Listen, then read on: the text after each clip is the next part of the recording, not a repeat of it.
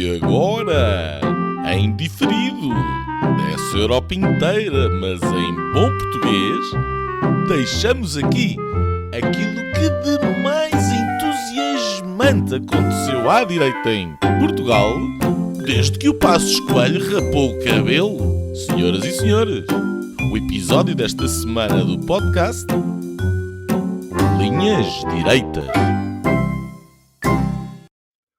Olá, bem-vindos a mais um Linhas Direitas, este no rescaldo das últimas eleições legislativas, com uma vitória já esperada da AD, Luís Montenegro, um resultado surpreendente do Chega e um arraso total, tanto ao PS como ao Bloco de Esquerda. Hoje vamos fazer aqui um programa um pouco com menos de moderação, vamos andar aqui um bocadinho a conversar uns com os outros. Vale tudo, só não vale arrancar olhos. Por isso, começo já, Nuno Gonçalo Poças. O que é que te pareceram estas eleições? As tuas... Ui. O que é que tu achaste? Olha, achei bem. Está bom assim, pronto.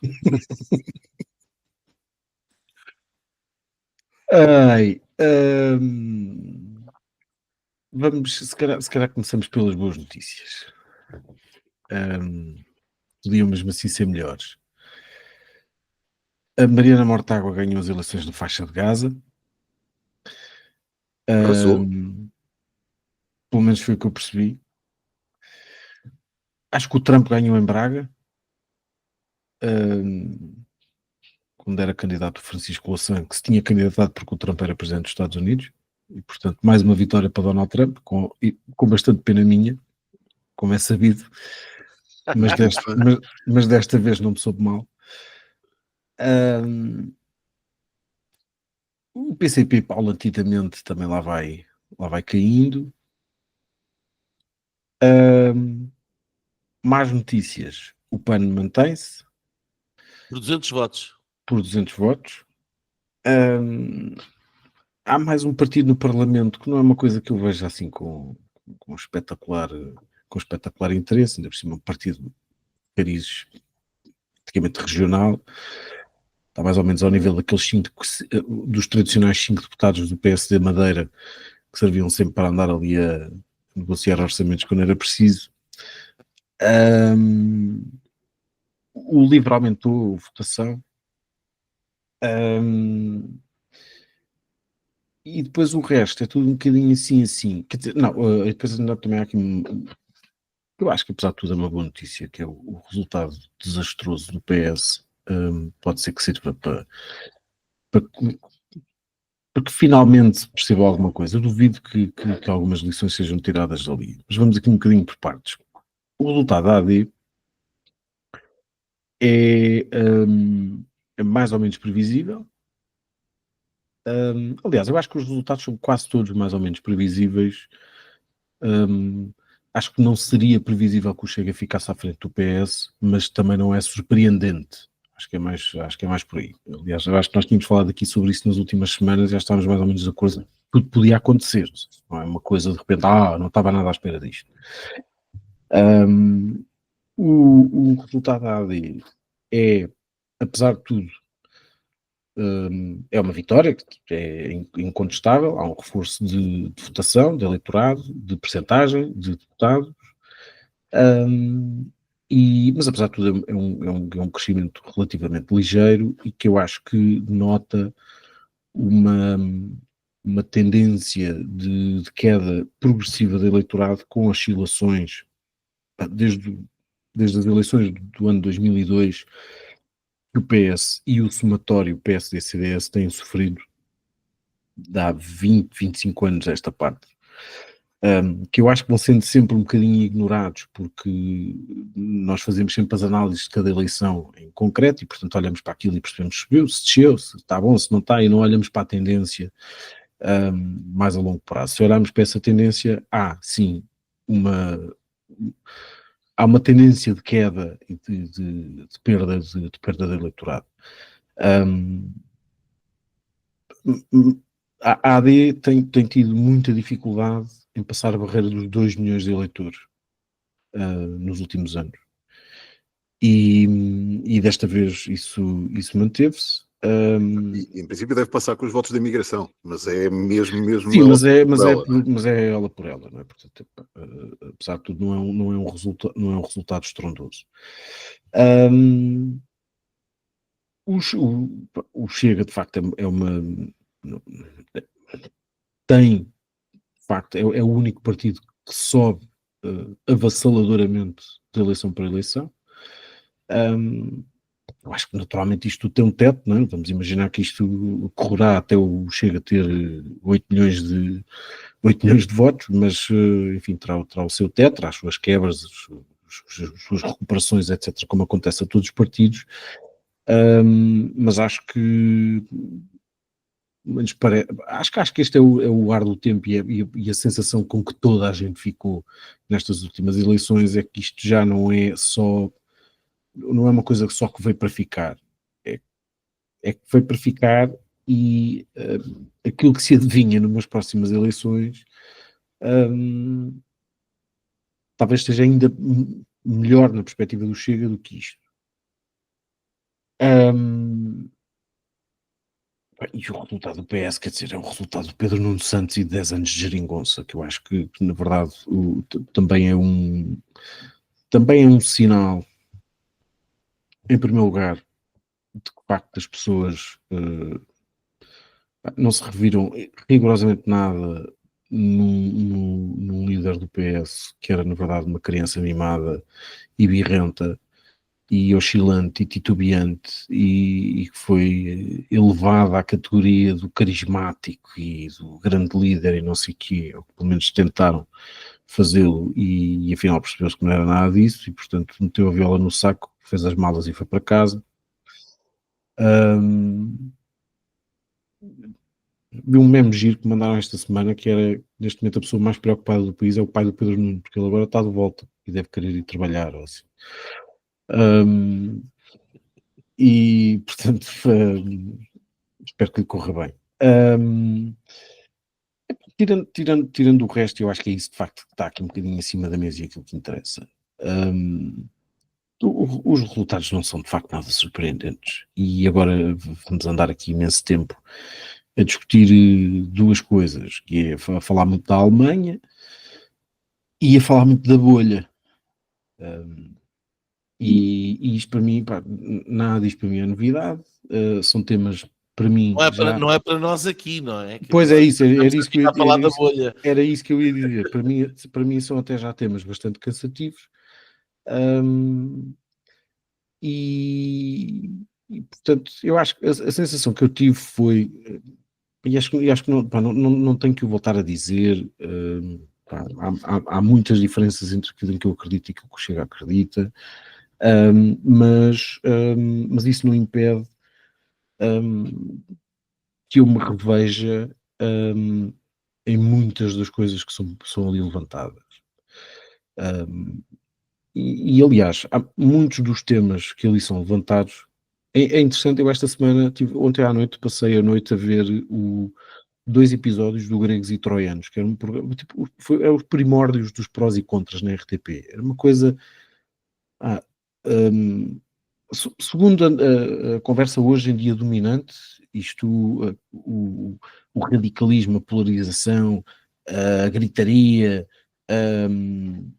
foram coisas que foram introduzidas pelo André Ventura. Eu convido toda a gente a ver os episódios do Gregos e Troianos 2002 na RTP, nos arquivos da RTP. Ok, era aquela coisa com o Nuno Graciano dos Não, isso era os Doutores e Engenheiros. O Gregos e Troianos são os primórdios do Prós e Contras. Era um programa apresentado pelo Júlio Pires. Ok. Tinha gente de um lado e gente do outro, defender pontos de vista diferentes, etc. Era uma gritaria, uma coisa inacreditável. E eu estive a ver o programa sobre segurança e sobre imigração. E na altura, quem estava a fazer o papel no debate de imigração, a pergunta era se Portugal tinha condições para receber mais imigrantes. Na altura, alguém diz um número, que Portugal na altura teria 350 mil imigrantes legais e não se sabia quantos imigrantes ilegais havia. E quem dizia mais ou menos as mesmas coisas, embora com talvez um bocadinho mais vocabulário do que a maioria dos militantes do Chega, melhores fatos, melhores cortes de cabelo e, enfim, um outro polimento. E apesar de tudo, não estou a falar do André Ventura em concreto, mas muita gente que anda ali à volta. E naquela altura, em 2002, apesar de tudo, muito mais, um quadro moral ligeiramente diferente, arrisco eu, para melhor, mas de facto percebe-se que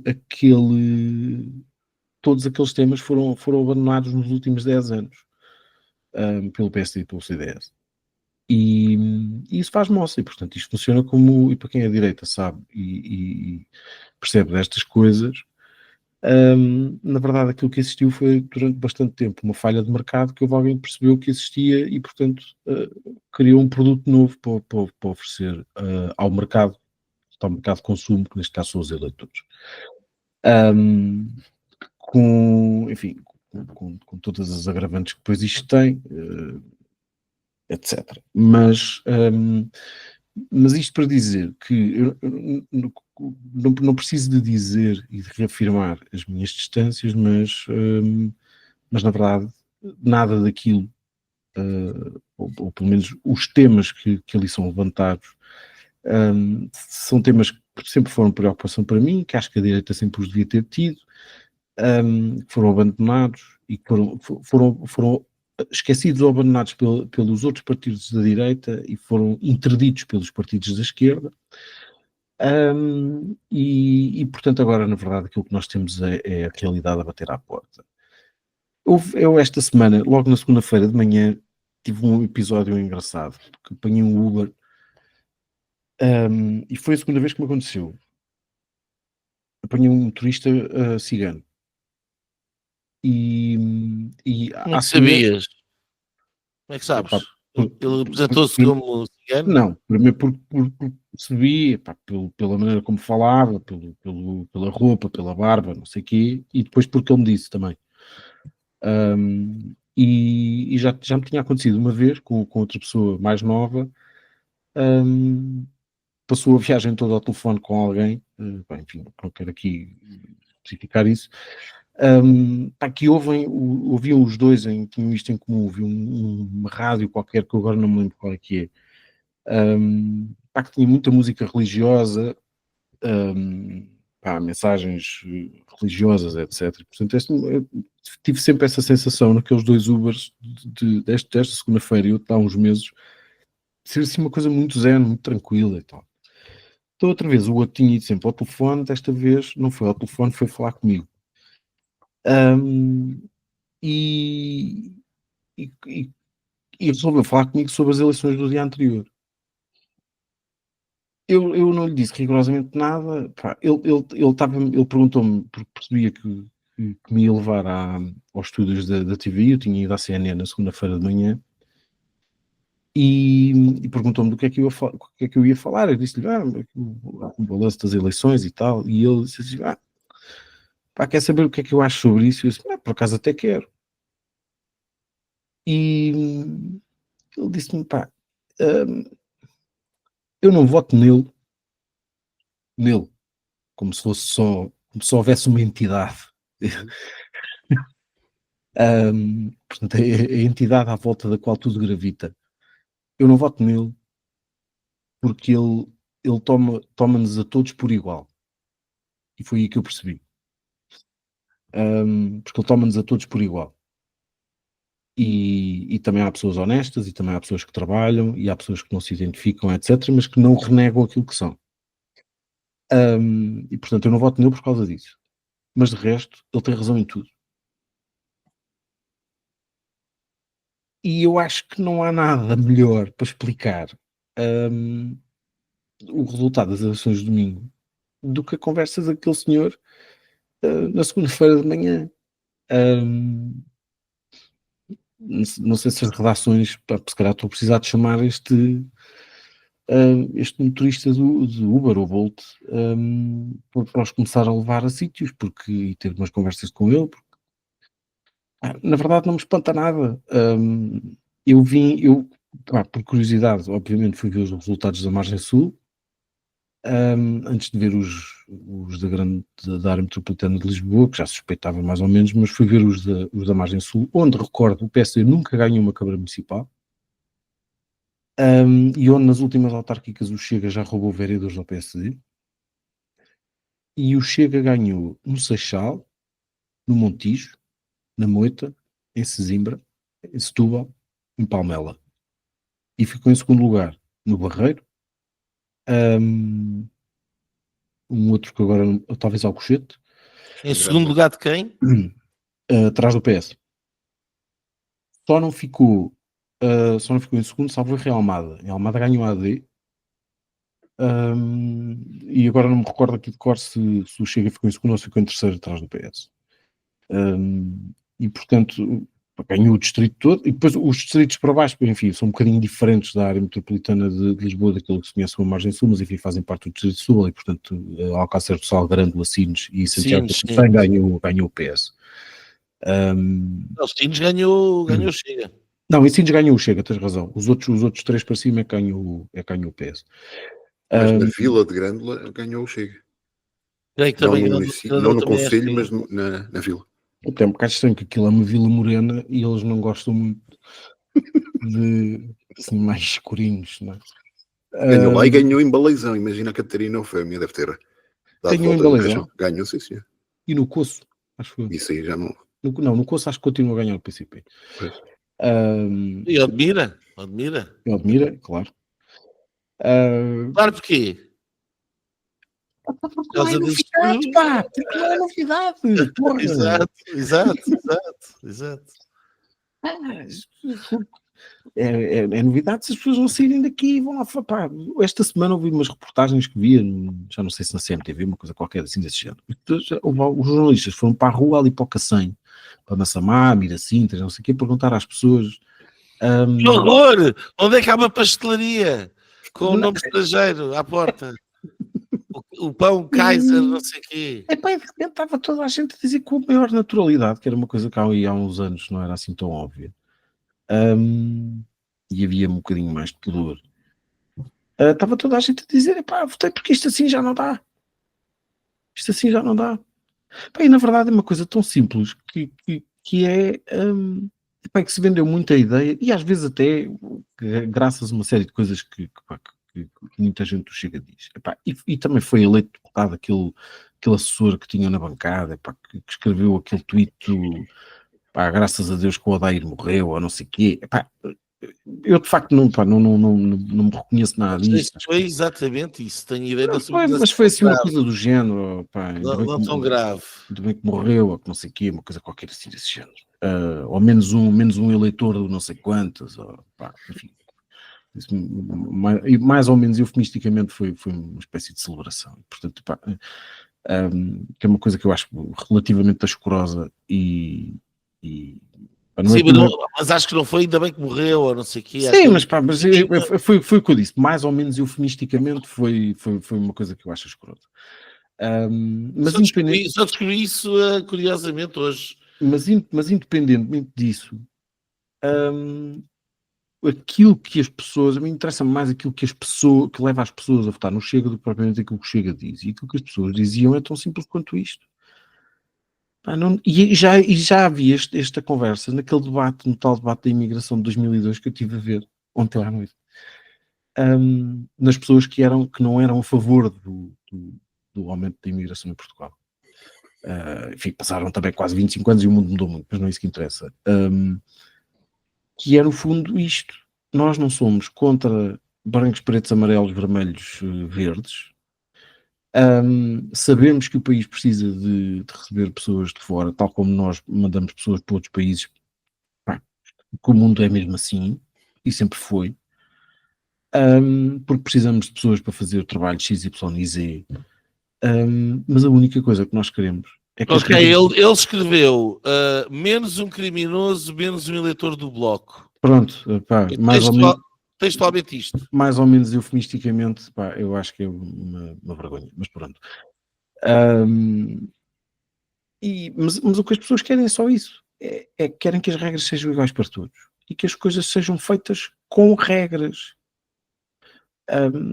Epá, e na verdade, quem abriu todo o caminho para isto foi o PS. Quando banalizou o radicalismo do lado oposto, quando dizia ao PSD e ao CDS que eles é que eram os partidos radicais, hum, com 10 anos de geringonça, com muitos favores à extrema-esquerda, com política de fronteiras abertas, com política, ao mesmo tempo, de pouco investimento público para aquilo que o país precisava quando estava a receber milhares e milhares e milhares e milhares de pessoas diariamente, até ultrapassar 1 milhão em pouquíssimo tempo. Porque o PS, ao mesmo tempo que fazia os favores da extrema-esquerda, também precisava de brilhar nas contas certas para ganhar eleições e, portanto, não preparou sequer o país para isto. E, portanto, o PS não foi digno nem sequer para com os imigrantes. E, portanto, é intolerável que se venha agora, que se venha a acusar o Palermo do André Ventura, que acabou agora de chegar, de discriminar, de fazer seja o que for, quando não há maior discriminação do que quem cria, implementa e incentiva políticas públicas que são elas próprias que discriminam as pessoas e que as levam a passar necessidades e a sofrer na pele uma má integração, um mau acolhimento, más condições, etc. E, portanto, na verdade, isto é tudo, não é o ar do tempo que é insuportável. As coisas são o que são e as pessoas reagem em conformidade. E na verdade aquilo que estão a dizer é, eu por acaso ouvi uma senhora no metro dizer isto esta semana, ia a conversar com um colega de trabalho e disse isto, depois o outro lá meteu não sei quantos, é para ver se acordam. Na verdade é só isto que as pessoas querem, é para ver se acordam. E dito isto, antes de passar a bola, esqueci-me de falar da Iniciativa Liberal. A única coisa que me ocorreu sobre a Iniciativa Liberal foi esta frase que para não arranjar melhor para descrever isto, é que a Iniciativa Liberal pode começar, se calhar já começou, a correr o risco de se tornar um botão num casaco de fachecler. Está lá, até pode ficar bonito, depende da estética do casaco, mas na verdade ninguém sabe bem para que é que aquilo serve. E portanto eu acho que neste momento, do Chega ao Bloco de Esquerda, toda a gente tem para pensar. E o Chega naturalmente também tem muito para pensar, eu acho que estão a fazê-lo. Agora aqui com estas tentativas de acordo que se calhar depois passo para mais para a frente, mas tem toda a gente muito para pensar. Eu acho que de facto isto é quase, não bateu no fundo, mas as pessoas, acho que aquilo que os portugueses quiseram mostrar foi, acordem, porque senão isto vai mesmo ao fundo e somos nós que o mandamos. No Lebreiro, e tu? Mais dizes? A moderação do Vítor. Hoje estou Tu votas, espera lá, tu votas em que circo? Em que conselho? no Circo Xen. Não és tu, é ali o... Eu, desta vez, votei em Lisboa. Ok. Mudei ao fim de muitos anos a votar em Odmira, Beja, para votar em Lisboa. Eu tenho aqui algumas diferenças de perspectiva em relação ao... Não na grande questão, digamos assim. Mas, bem, antes de mais, olá a vocês e aos nossos ouvintes e telespectadores e que agradeço o interesse, aliás, que nos têm feito chegar por diversos canais na análise aos acontecimentos e tal. Agora é que é. Eu, ao contrário do Nuno Poças, porque até acho que nós fomos muito gozados o ano passado porque falhámos as nossas previsões. Toda a gente acerta, não é? Toda a gente acerta, menos nós, claro. Pronto, não, mas eu acho que falhei muito mais este ano do que falhei o ano passado. Se calhar até me safei melhor porque não me pus a armada em esperto a dar valores, mas eu fiquei mais surpreendido este ano do que fiquei o ano passado. Coisas que me surpreenderam. O núcleo duro do PS baixou brutalmente. Portanto, desde há muito tempo para cá, que há uma ideia de que o núcleo duro do PS andaria à volta dos 30%. Sim, no portanto, 1,5 milhão, mais ou menos. Os 28% do ano passado já tinha sido uma quebra, Mas e eram agora, reformados, pá. pronto, tudo bem, mas Claro. é uma coisa que eu Pois. estou a Mas os comentar, reformados, mas os e nós temos reformados, falado aqui disto, mas os temos reformados estão falado, preocupados com o quê? Na semana passada estávamos aqui a falar disso. espera aí, exato, nós temos estado aqui a falar, mas uma consequência óbvia, vamos às causas e não aos fediveres, não é? Uma consequência óbvia, e que me parece que é estrutural, é que primeiro o núcleo duro do Partido Socialista, como nós temos alertado aqui, Está diminuído. socialmente está condenado. Quando a tua única faixa de grande sucesso eleitoral é acima dos 60 anos, a prazo estás condenado. Portanto, É o que acontece com o PCP, sim. a prazo há um problema. Mas não só há esse problema, como o Luís Montenegro, pelas razões todas que nós elencámos ao longo do último ano, e acho que essa é a grande vitória da AD, conseguiu penetrar nesse núcleo duro. Basicamente governando à la PS. Que é uma coisa que nós criticamos, mas que esse núcleo duro, ou parte desse núcleo duro, não critica. Pelo contrário. Aliás, quem ouve o Luís Montenegro na noite eleitoral, ele tem uma bandeira curiosamente que não é dele, foi importada de uma candidatura dentro do partido, porque era um dos vários slogans que eu defendia que o PSD devia ter, que é salvar o Estado Social. Depois a seguir vai-se explicar como é que isso se faz. Mas o slogan não é, ao contrário de ser a reforma do Estado, como o PSD andou a vender durante 20 anos, ou que diz zero ao comum dos portugueses, se o slogan para dizer exatamente o mesmo número de medidas for salvar o Estado Social, porque a reforma do Estado visa salvar o Estado Social, tem outro impacto. E portanto eu acho que o PSD aprendeu a fazer melhor propaganda. Infelizmente, não acho que a parte de fazer melhor propaganda esteja a fazer aquilo que era a segunda parte daquilo que eu defendia dentro do partido, que é fazer melhor propaganda, passar a necessidade das reformas que têm que ser feitas. Porque mais tarde ou mais cedo acaba-se, enfim, quer dizer, continuamos esta pasmaceira e os problemas acumulam-se e, portanto, se não se resolvem as coisas, se não se fazem estas reformas que o país tem que fazer, então não serve para nada, estamos aqui. Quer dizer, serve para alguns serem primeiros-ministros e ministros, etc. E pronto, isso é engraçado e tem motorista e é o elevador social simpático, mas não é supostamente essa o end result da ação política, não é? Portanto, 2 pontos. O PS baixou brutalmente o seu núcleo duro, baixa de forma estrutural pela estrutura social desse próprio núcleo duro que está em desagregação, e em segundo lugar, pela vitória da estratégia da AD e do Luís Montenegro. Eu acho que isto é claro. E é o meu primeiro ponto. A segunda questão que me deixou muito surpreendido, e genuinamente, eu nunca pensei que o Chega subisse tanto. Nós falámos várias vezes sobre a questão da abstenção, sobre a questão, quer dizer, como é que o Chega, era uma das perguntas que eu fazia a semana passada, quer dizer, como é que será que o Chega se vai comportar, que era uma das coisas que me interessava, como é que o Chega se vai comportar num cenário de aumento da abstenção? Vamos ter o mesmo cenário das europeias? Aquilo que nós vimos foi um partido que teve 18% das legislativas, baixou para 9% nas europeias e agora de repente tem 23%. Com maior abstenção. Exato. Sim, Não muito, mas significativa, mas é exato. Mas a correlação não é a mesma. Ele não foi buscar estes votos, estes 5% extra, não os foi buscar à abstenção. E portanto isto muda o cenário das coisas. E surpreendeu-me, sinceramente. Quer dizer, acho que duvido que houvesse muita gente convencida disto que isto ia acontecer.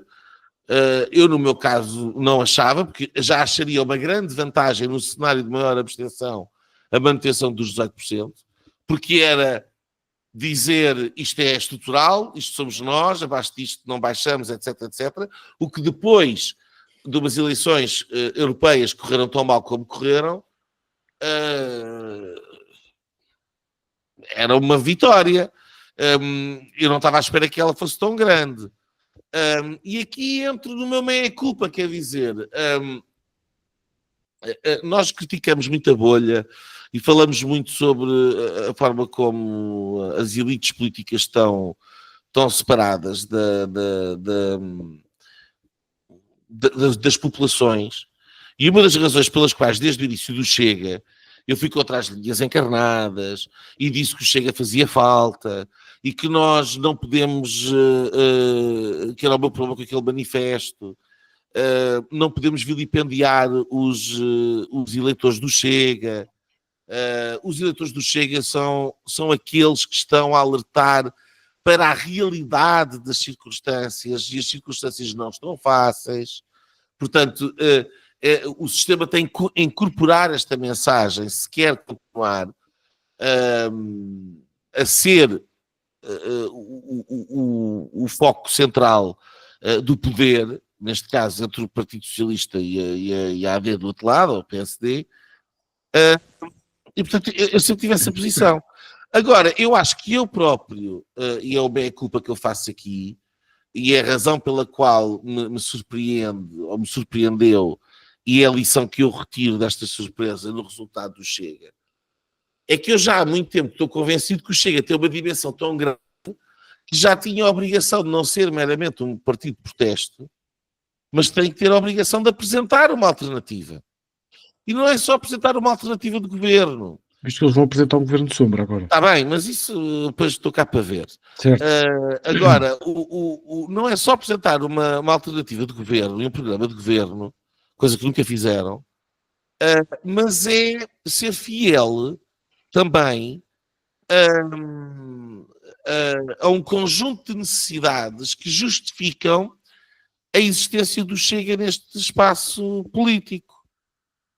Que é aquele espaço que eu tenho chamado da nova direita, uma nova direita europeia, americana.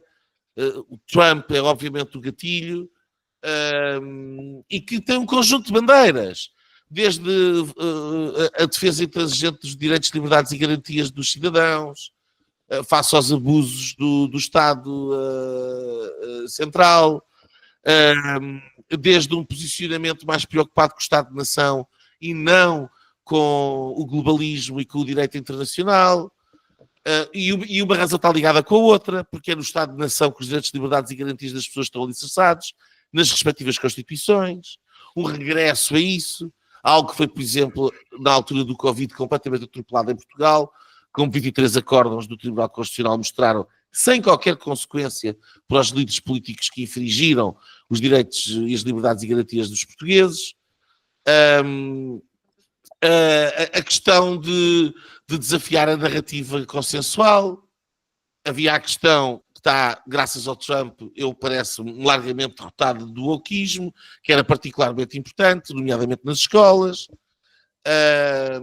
E há uma agenda para continuar aí, para regressar a uma cultura de exigência nas escolas. E eu tenho 4 filhos e sei bem a porcaria que é o manual de educação escolar. E a questão do clima, por exemplo, e da alegada emergência climática e a forma como em cima de tudo, a nova direita substituiu a esquerda a defender 2 coisas absolutamente fundamentais. A primeira são as liberdades individuais.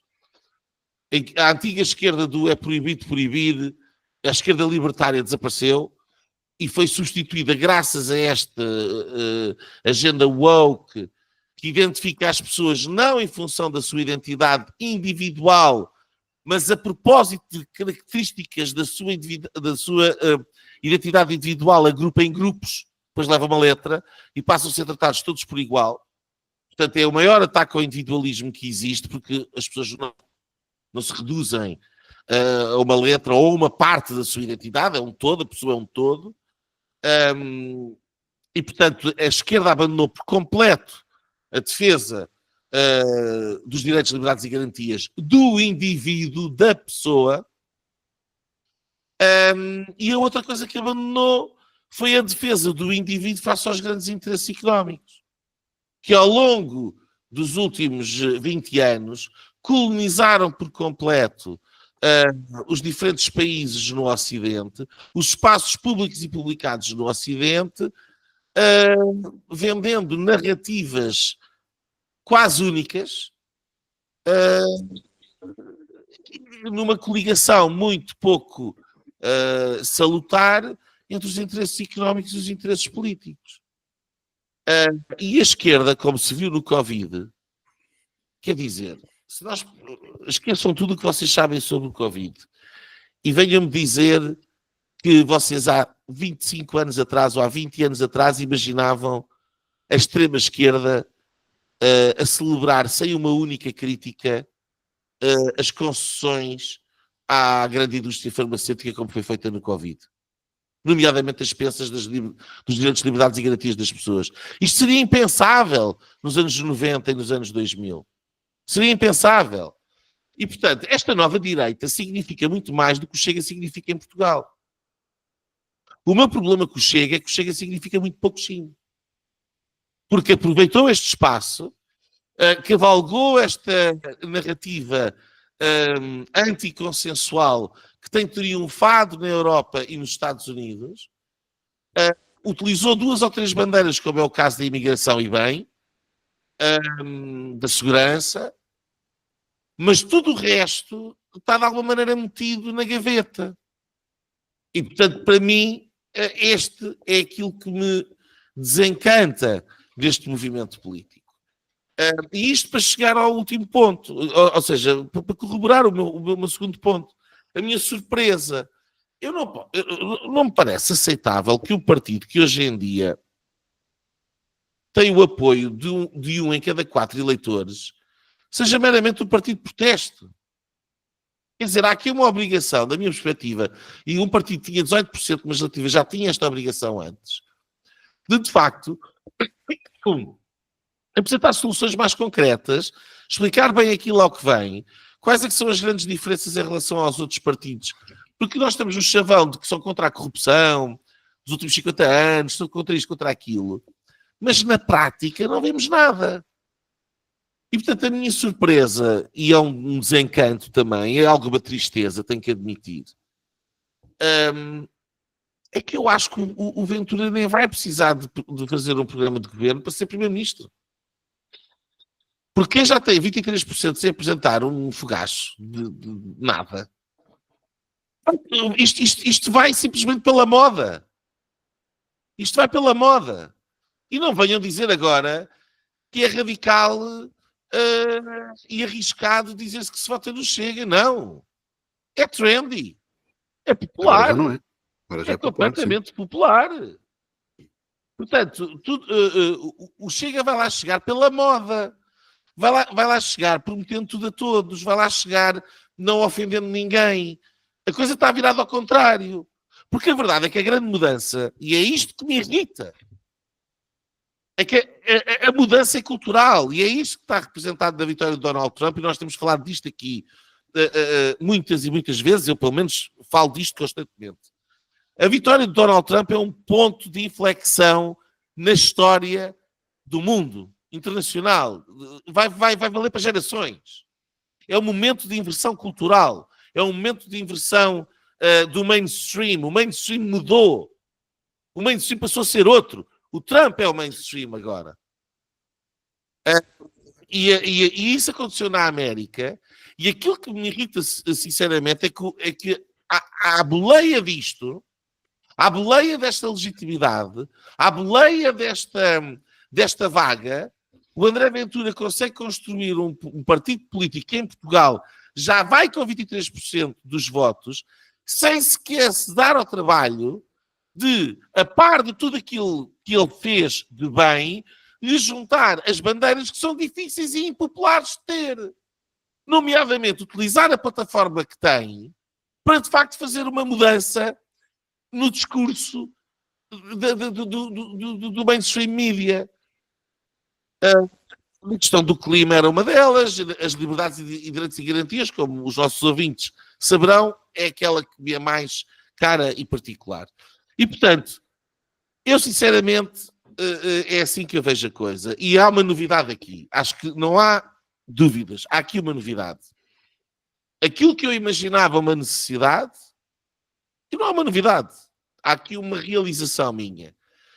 aquilo que eu imaginava uma necessidade, que é um partido que atinge esta dimensão para continuar a subir, para continuar a aumentar, para granjear ser poder, ter a obrigação de ter uma plataforma política sustentada, organizada, coerente e clara, para dar o salto.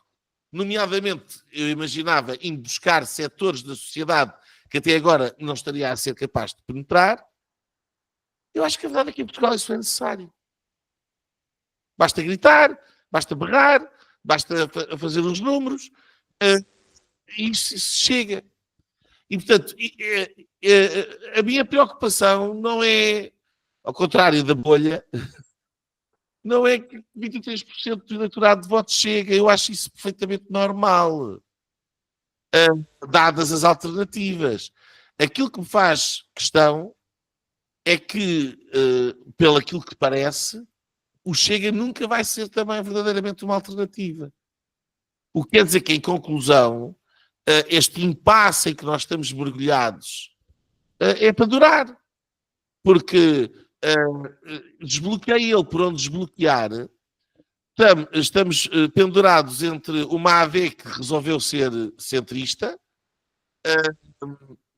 um Partido Socialista que não tem qualquer espécie de alternativa a essa política da AD, salvo uma radicalização que o Pedro Nuno tentou e que deu este brilhante resultado, e do outro lado, uma alternativa populista, mais popular, digamos assim, mas populista também, porque eu não tenho problemas nenhum com uma coisa que é popular desde que tenha substância.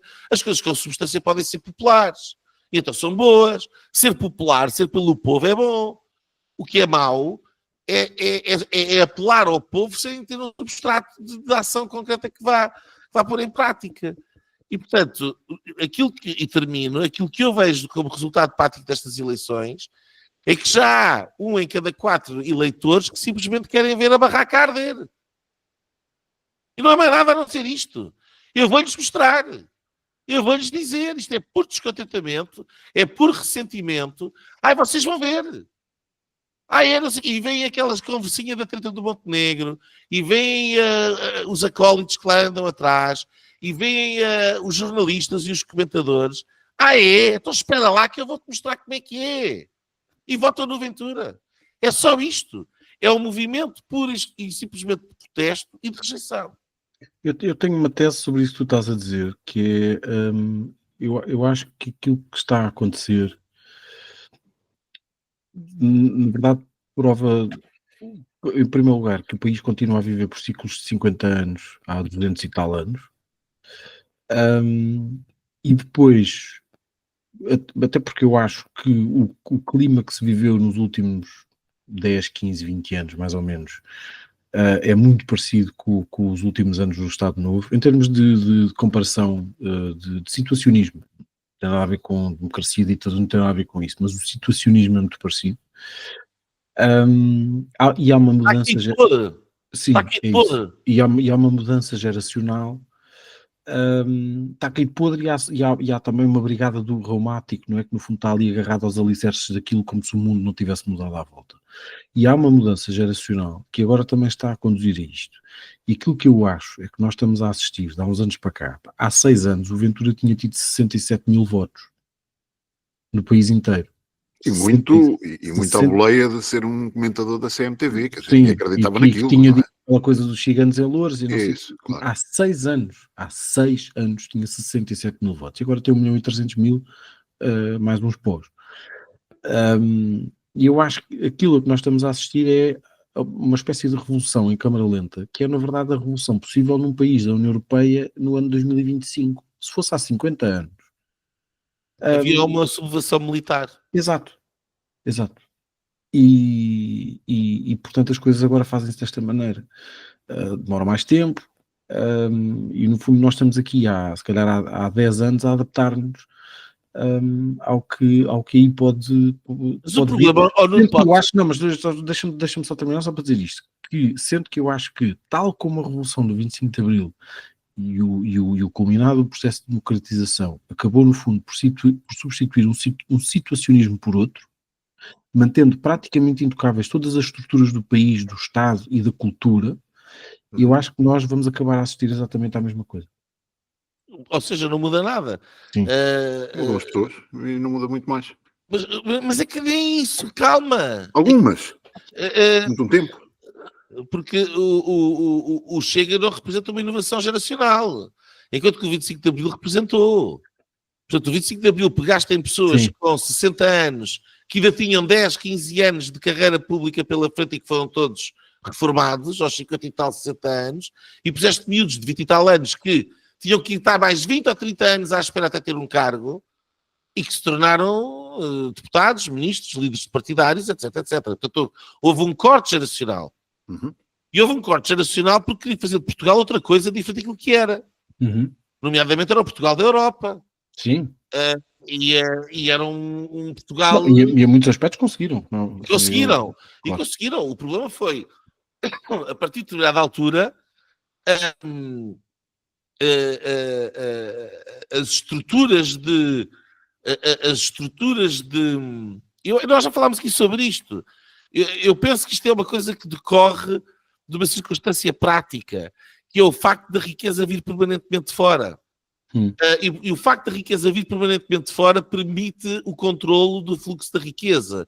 E, portanto, mesmo que tu faças uma alteração em que, de repente, há aqui uma nova conjuntura que faz a recessão e a gestão e o gatekeeping dessa riqueza, a pura circunstância da riqueza ser controlada, ser centralizada, vai criar uma nova dependência, uma nova realidade social, toda ela dependente do centro de onde entra essa riqueza.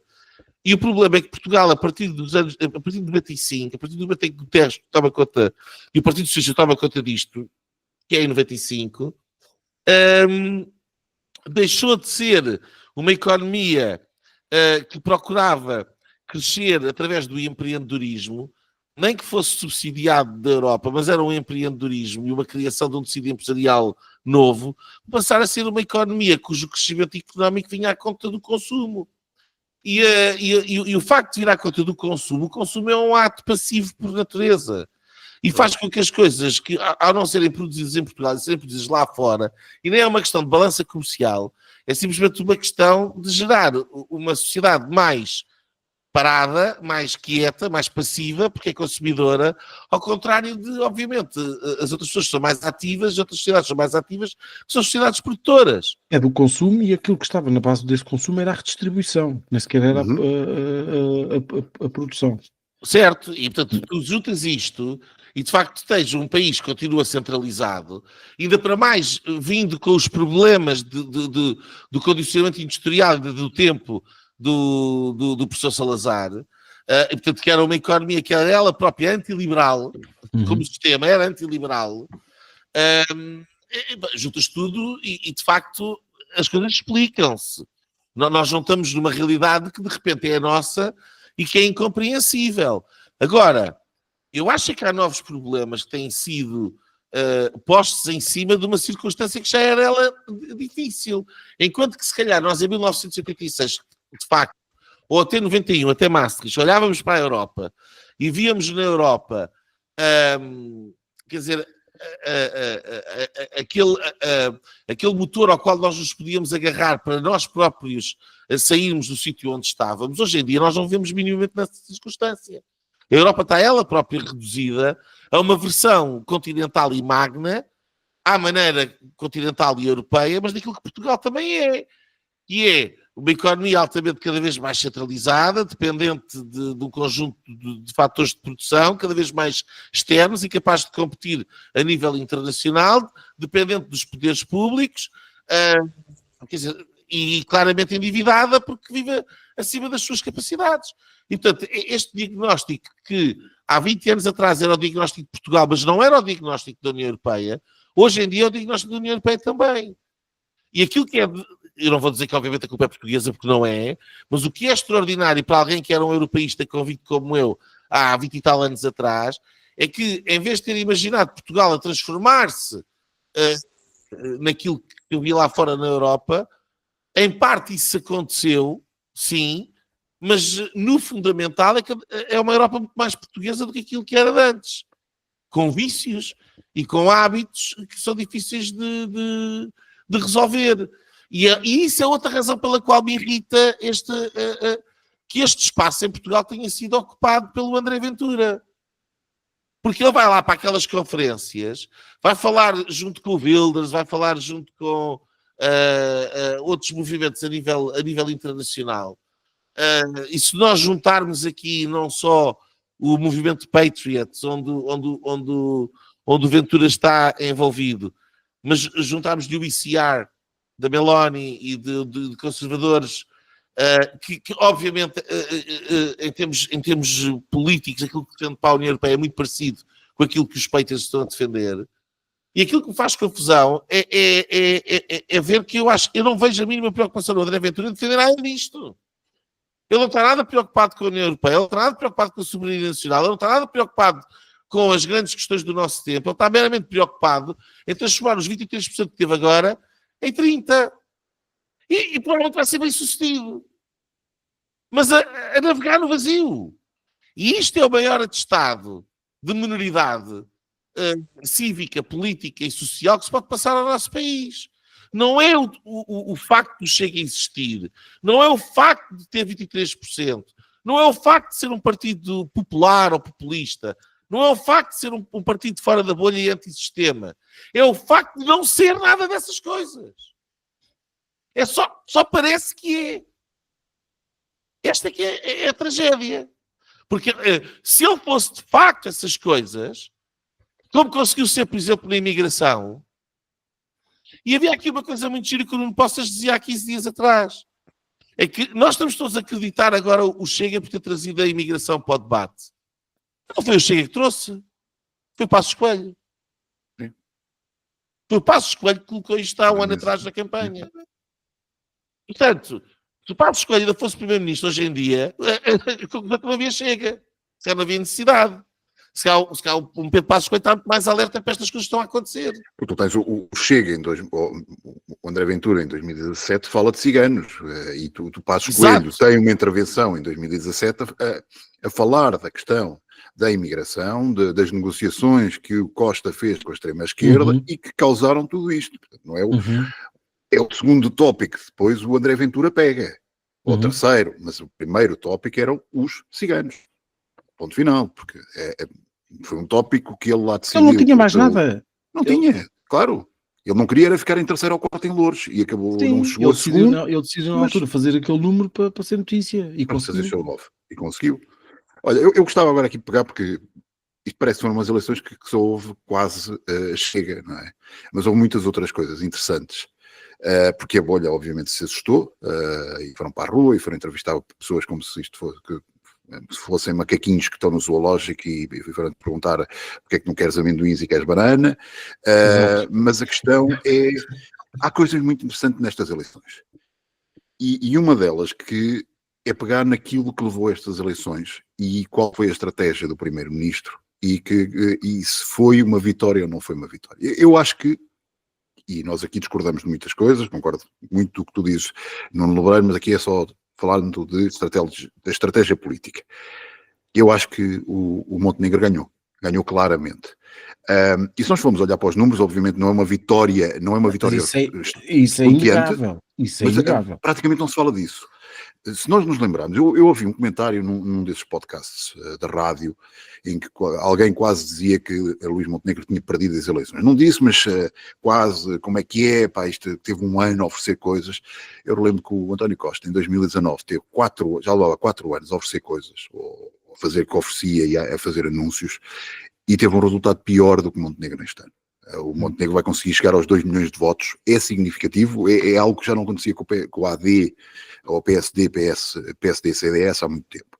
Essa é a primeira situação. A segunda foi, como eu disse aqui, o Montenegro tentou ali um golpe, a lembrar um bocadinho de 1987, não é igual a situação, obviamente o Chega já não é um PRD, mas ele sabia que tinha que derrotar alguém. Não derrotou o Chega, mas derrotou Pedro Nuno Santos. Pedro Nuno Santos foi arrasado nestas eleições. Os debates a forma como ele lidou, e aquele discurso no final demonstra claramente isso. O discurso é um discurso de perdedor, de alguém com raiva, de uma criança mimada. É impossível descrever. Quer dizer, eu já vi muitos discursos de derrota e as pessoas são diplomáticas. Sim, senhora, cumprimentei, dão os parabéns. Dão os parabéns ao Canho. Exatamente. Ele nem isso fez. Pá. Nem isso fez.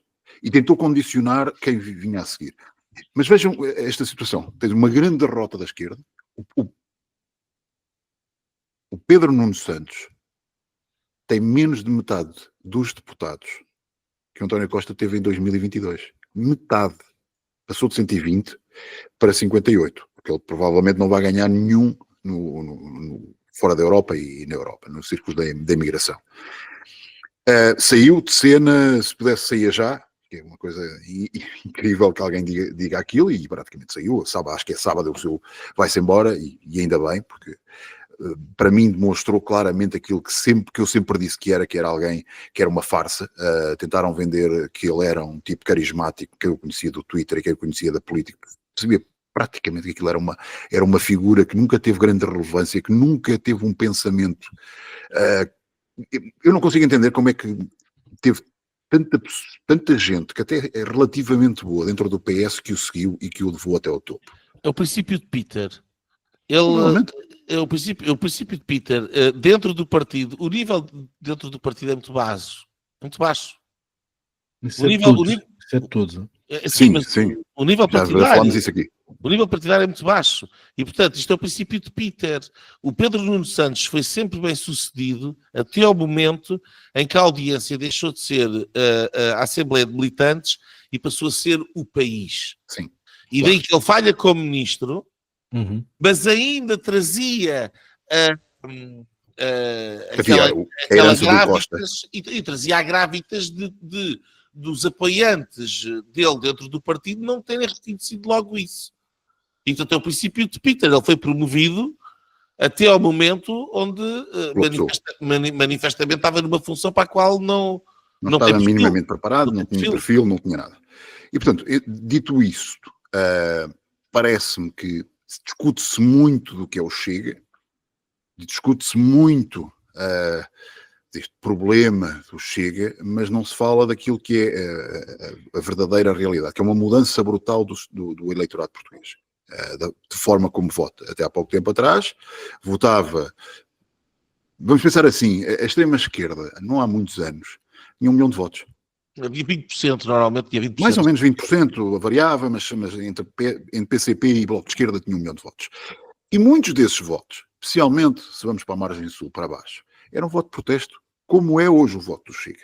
Não são as mesmas pessoas, ou são pessoas muito semelhantes, não há uma grande diferença.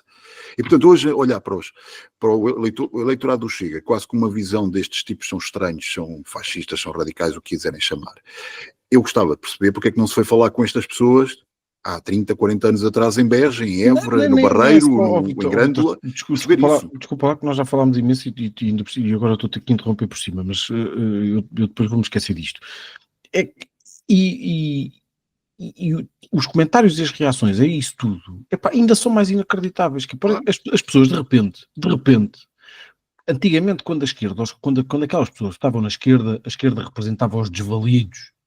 A esquerda representava os pobres. Agora não. Agora, como votam noutros, estão a ser maniatadas, estão a ser enganadas. As pessoas são estúpidas, mas passaram a ser estúpidas agora, porque antigamente, quando votavam na esquerda, elas eram inteligentes. E, portanto, se elas agora quiserem, nas próximas eleições, voltar a votar nos partidos de esquerda, vão voltar a passar a ser inteligentes. E vai deixar de haver outra vez aquela porcaria daquelas peças nos jornais e nas televisões, a dizer que estes votaram todos no Ventura, já repararam que pouquíssimos são licenciados, coitados, no Ventura só votam os burros.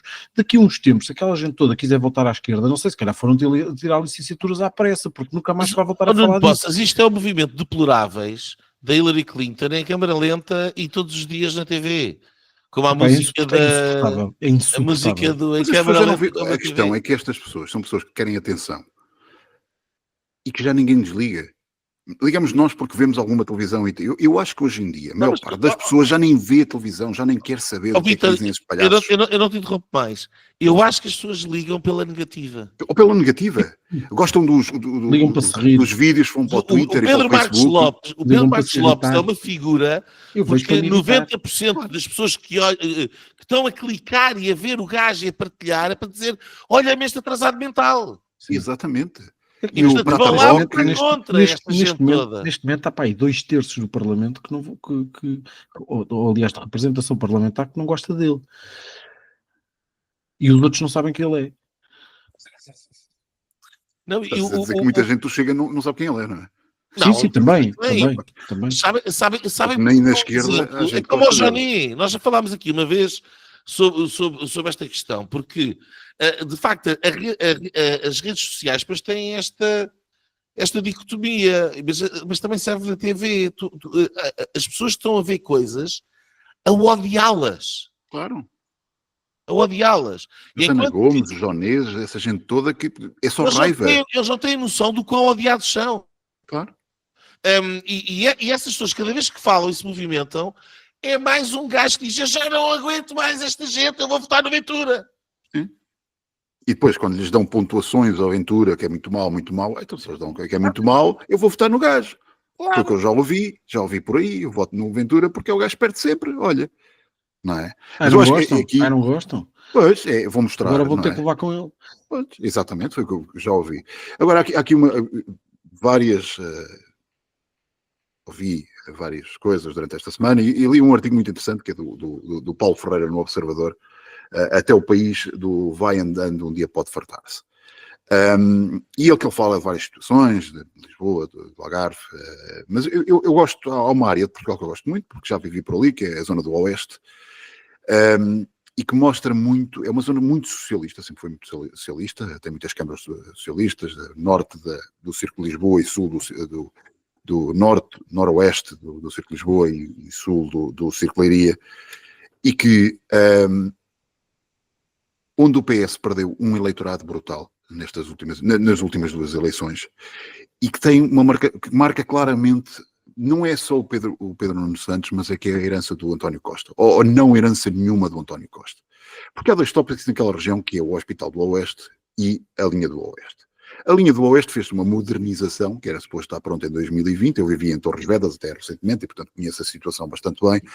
Era suposto estar pronta em 2020 ou 2021 e provavelmente está em 2026, sem parte elétrica, por assim, de Torres Vedras até Caldas da Rainha.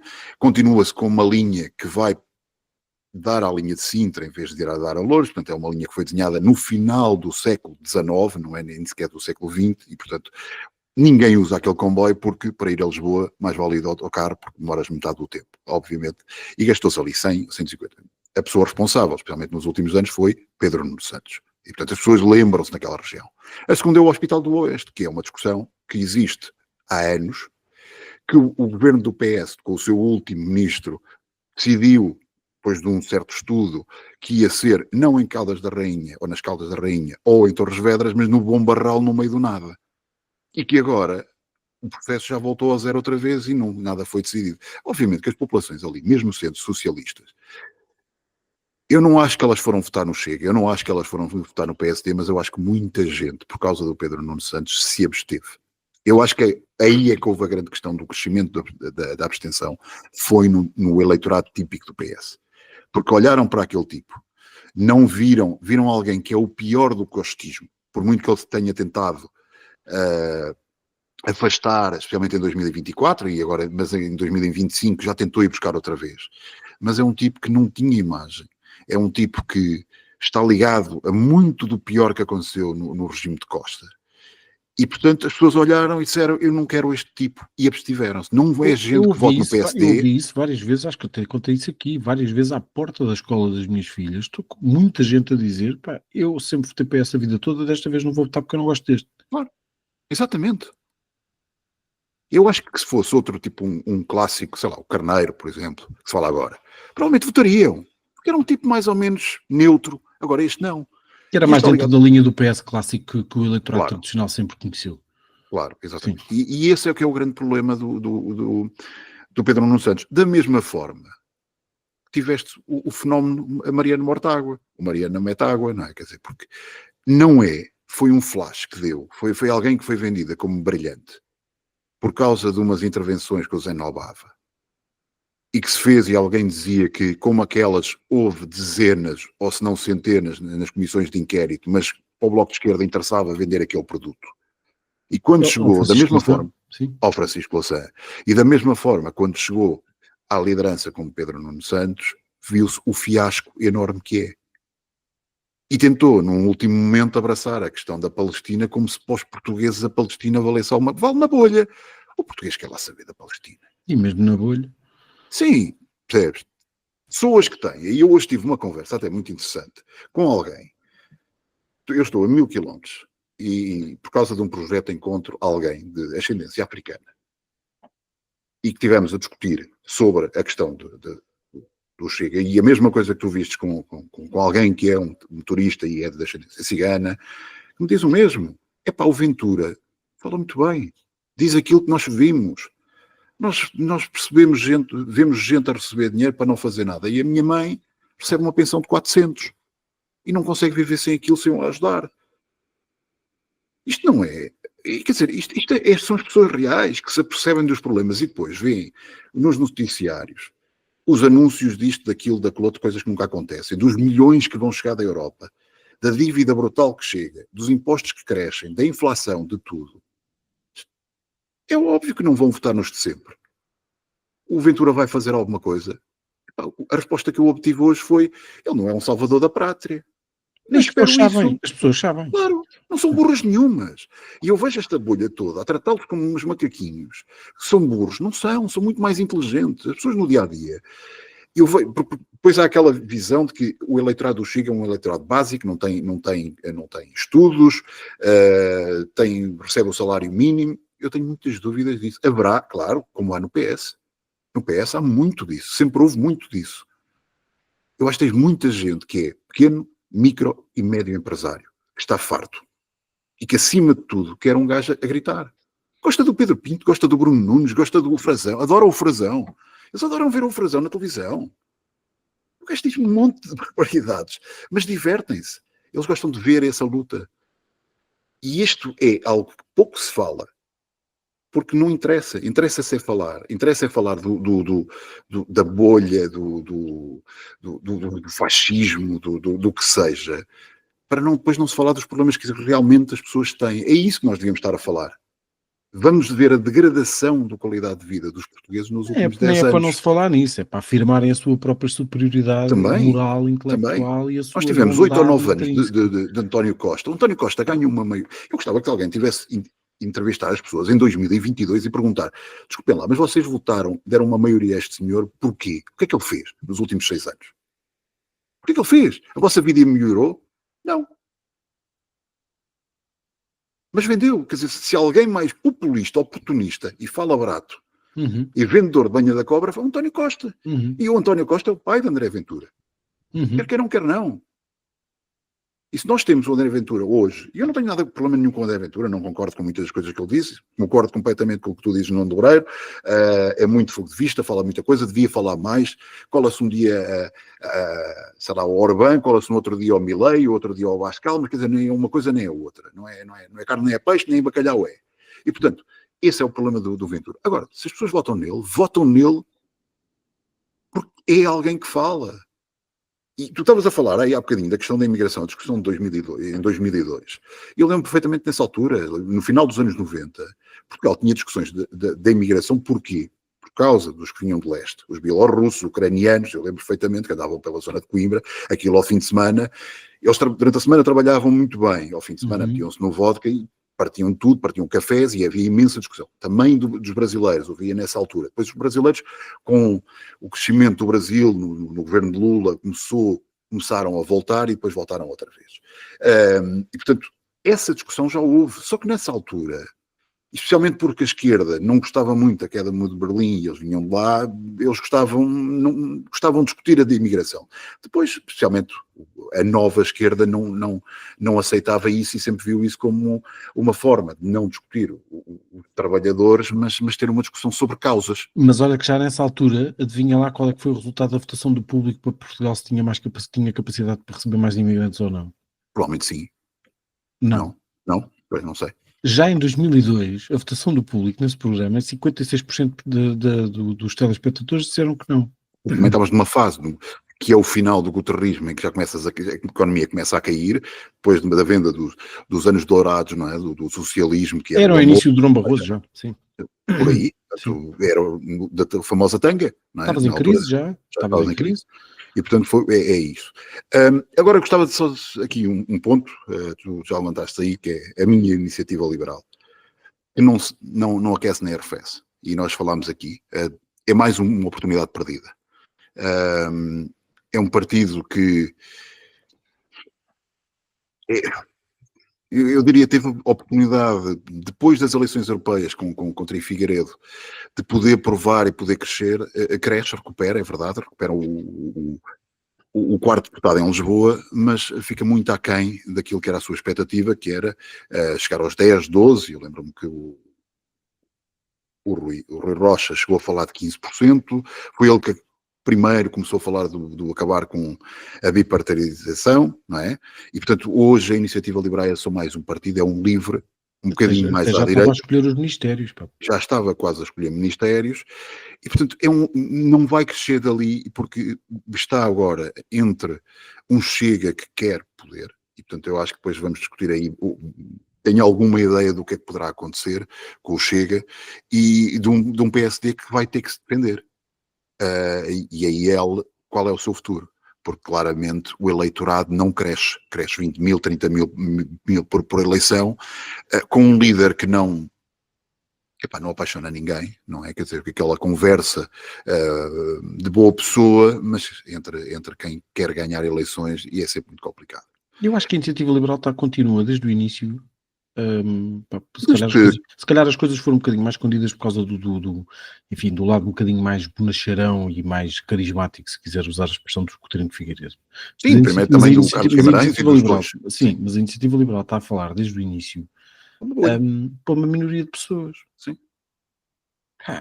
Não querem ganhar eleições, nunca na vida a Iniciativa Liberal fará o que o Chega faz no Seixal, no Montijo, na Moita, em Sesimbra, em Setúbal, que é ganhar eleições ao PCP. Claro. Nem a AD ganhará. Nem a AD olhem ganhará. Olhem para o mapa de 76 e o mapa de 2025 e vejam nem a AD ganhará, quer dizer, sobretudo numa altura em que podia haver muito eleitorado que estava chateado com a AD, pessoas que não querem votar no Chega, seja por que razão for, por princípio, porque acham que é demasiado à direita, porque acham que é de menos revolucionário no sentido em que o Nuno estava a falar há bocado, menos antissistémico, qualquer coisa assim, por todos os princípios desses. Ou seja, eleitorado potencial da AD que não quer votar no André Ventura. Tinha na Iniciativa Liberal, nestas eleições, uma oportunidade. Eles não conseguiram. Não conseguiram. Portanto, mas olha que eu acho que é capaz de ter havido esse eleitorado. Só que perderam foi eu fui um deles. Mas perderam foi outro. Pois talvez. Eu acho que a transferência não é assim tão grande. Haverá, mas é um grupo tão pequeno que são 15 mil votos, 20 mil. É um microclima. Aquilo é um microclima. Sim. Eles não sabem que não sei. E ao contrário do que aconteceu, por exemplo, com o LIVRE, que foi buscar muito voto ao Bloco de Esquerda descontentes, não é? E do mesmo ao PS. Eu acredito que ao PS. Sim. Ao PS. E portanto, é aí. Agora,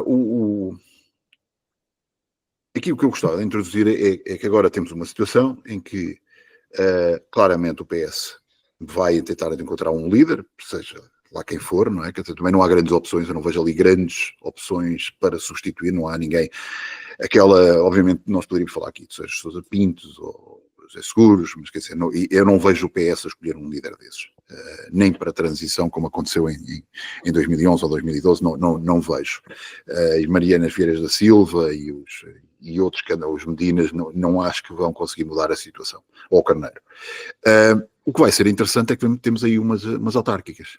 E temos um Chega cheio de força, que tropeçou nas europeias, mas que agora tem aquilo que eu falava penso que há uma semana, que foi aquilo que obrigou nós não falamos muito no Chega, um partido nominal, mas eu agora começo a discordar. Eu acho que o Chega começa a ser um partido, já é uma união de muitas uninominais. Já há muita gente, por esses círculos eleitorais, que já conquistou um espaço, que foi eleito em 2024, veja-se que dos 50 foram eleitos em 2024, 45 foram reeleitos. Portanto, 90% dos que foram eleitos foram outra vez e tiveram que ir à luta para não perder o seu ganha-pão.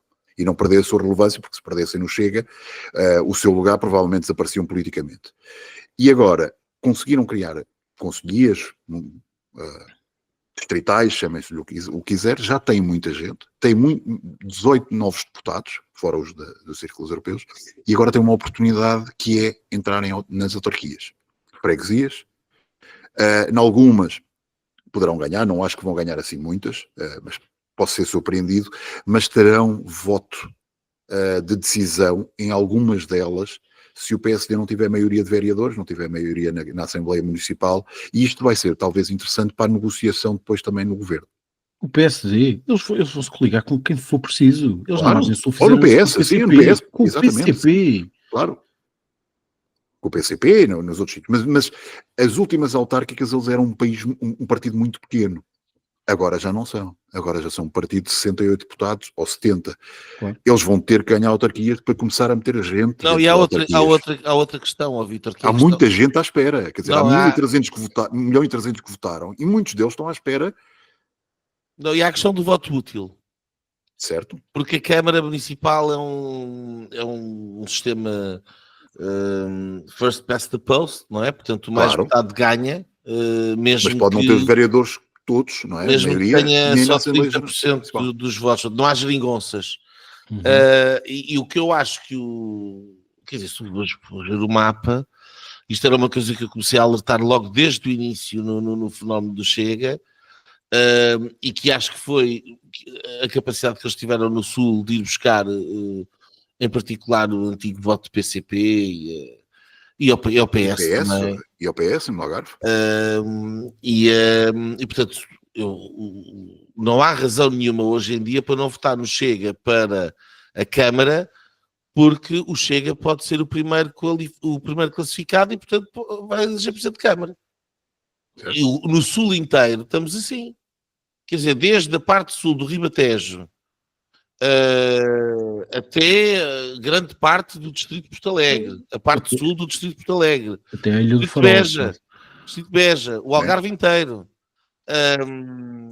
na margem sul, como o Nuno Poça estava a dizer há bocado. Tudo isto aqui vai dar uma margem de crescimento absolutamente brutal ao Chega, que vai configurar perdas absolutas para os outros partidos que tinham as câmaras até agora, e portanto vai ser uma reconfiguração completa do panorama autárquico. E não há razão para que não seja, porque os votos estão lá. Claro. Portanto, basta encontrar pessoas que tenham a capacidade não é fácil, fazer umas eleições autárquicas é um pesadelo. É um pesadelo para a AD, é um pesadelo para o PS, será um pesadelo para o Chega. Acho que nos Açores, um ou dois que tinham sido eleitos já prescindiram do lugar para concorrer às autárquicas. Não me custa nada acreditar. E aliás, neste momento, aquilo que o Chega precisa é disso. Sim. Porque é essa estrutura autárquica, especialmente no sul do país, e aqui é por demissão do PSD. A permissão do PSD, porque o PSD há muito tempo que se tornou um partido regional do Norte. Sim, graças sim. em particular aos anos de liderança do Rui Rio. Aliás, a existência do Chega, e é verdade que as Dias Encarnadas são do Montenegro, mas a existência do Chega é aquela loucura que foi durante aqueles anos todos do Rui Rio dizer que o PSD não é um partido de direita. E criou uma orfandade e um buraco e um vazio que foi ocupado pelo André Ventura, que era um militante do PSD. E em parte pela Iniciativa Liberal também. E parte pela IEL, que também vem de militantes do PSD. O Rodrigo Saraiva era do PSD. O Miguel Ferreira da Silva era do PSD. Onde é que aquela gente toda votava? E votavam no PSD. Sim. Não era Alguns CDS, mas pouco. Havia outro gajo Krause que era do socialista, mas pronto, a maior parte deles eram. Aquilo é eleitorado do PSD. Pronto, portanto, isto é o legado do Rui Rio. Falavas há bocado do legado do Costa. Este é o legado do Rui Rio. Só que depois é uma soma de circunstâncias. Quer dizer, por um lado é o legado do Rui Rio que abriu espaço à existência. Depois é o legado do António Costa que alimentou para garantir a divisão da direita para que pudesse reinar. E agora vai ser o Montenegro que vai fazer a mesma coisa. Porque o Montenegro, como ocupou este espaço do centro, mas com um discurso, voltou a falar da questão da imigração e tal, e não sei o quê, portanto, ele já quer acautelar aqui que pelo lado direito já não vem. Mas é que o Chega já não está a crescer pelo lado direito. Todo lado. O Chega está a crescer à conta do Partido Socialista. Mas esse também é um dado interessante, porque durante muito tempo muita gente acreditou que no fundo que o PSD é que teria que ter aqui alguma cautela, e muita gente do PS fez essa conversa. O PSD é que tem que ter cuidado, porque os partidos à sua direita vão consumir o eleitorado e vão fazê-lo desaparecer. E no fundo aquilo até era dito com alguma soberba. No fundo até é isso que eu quero que aconteça, que é para depois no fundo andarmos aqui a discutir em todas as eleições, vocês ou votam em Deus ou votam no diabo. O problema é vosso. O problema é vosso. Portanto, podiam alimentá-lo à vontade. Exato. Podiam dar as sobras todas Não, porque no final, se de facto se o Ventura comesse o PSD todo, no final aquilo que tinham sempre para dizer às pessoas é pá, ou votam no PS ou têm que votar no Le Pen. Exato. E portanto aquilo garantia ao PS a vida eterna, não é? No poder. Aquilo que é mais fascinante, e de facto estas eleições acabam por demonstrar uma coisa que já o ano passado já se verificava, e há um ano eu lembro-me também dessa conversa. Não se pode dizer que o Ventura tenha andado aqui a comer votos à esquerda. Essa coisa não é automática, não se pode dizer que seja assim. Agora já se pode. Agora já se pode. Lembras-te que eu também dizia, olha, o Ventura não vai ter tanto porque virou-se contra o Passos, destapou a careca do oportunista. Mas não. Porque lá está, a coerência e a consistência política não é propriamente um bem muito apreciado em Portugal. Certo. E muito menos é um bem de extrema necessidade. E isso é a grande lição. O Chega está-se a tornar, neste momento, um partido ideologicamente transversal na sociedade portuguesa. É a União Nacional. É uma espécie de união, de uma anti-união nacional. Sim.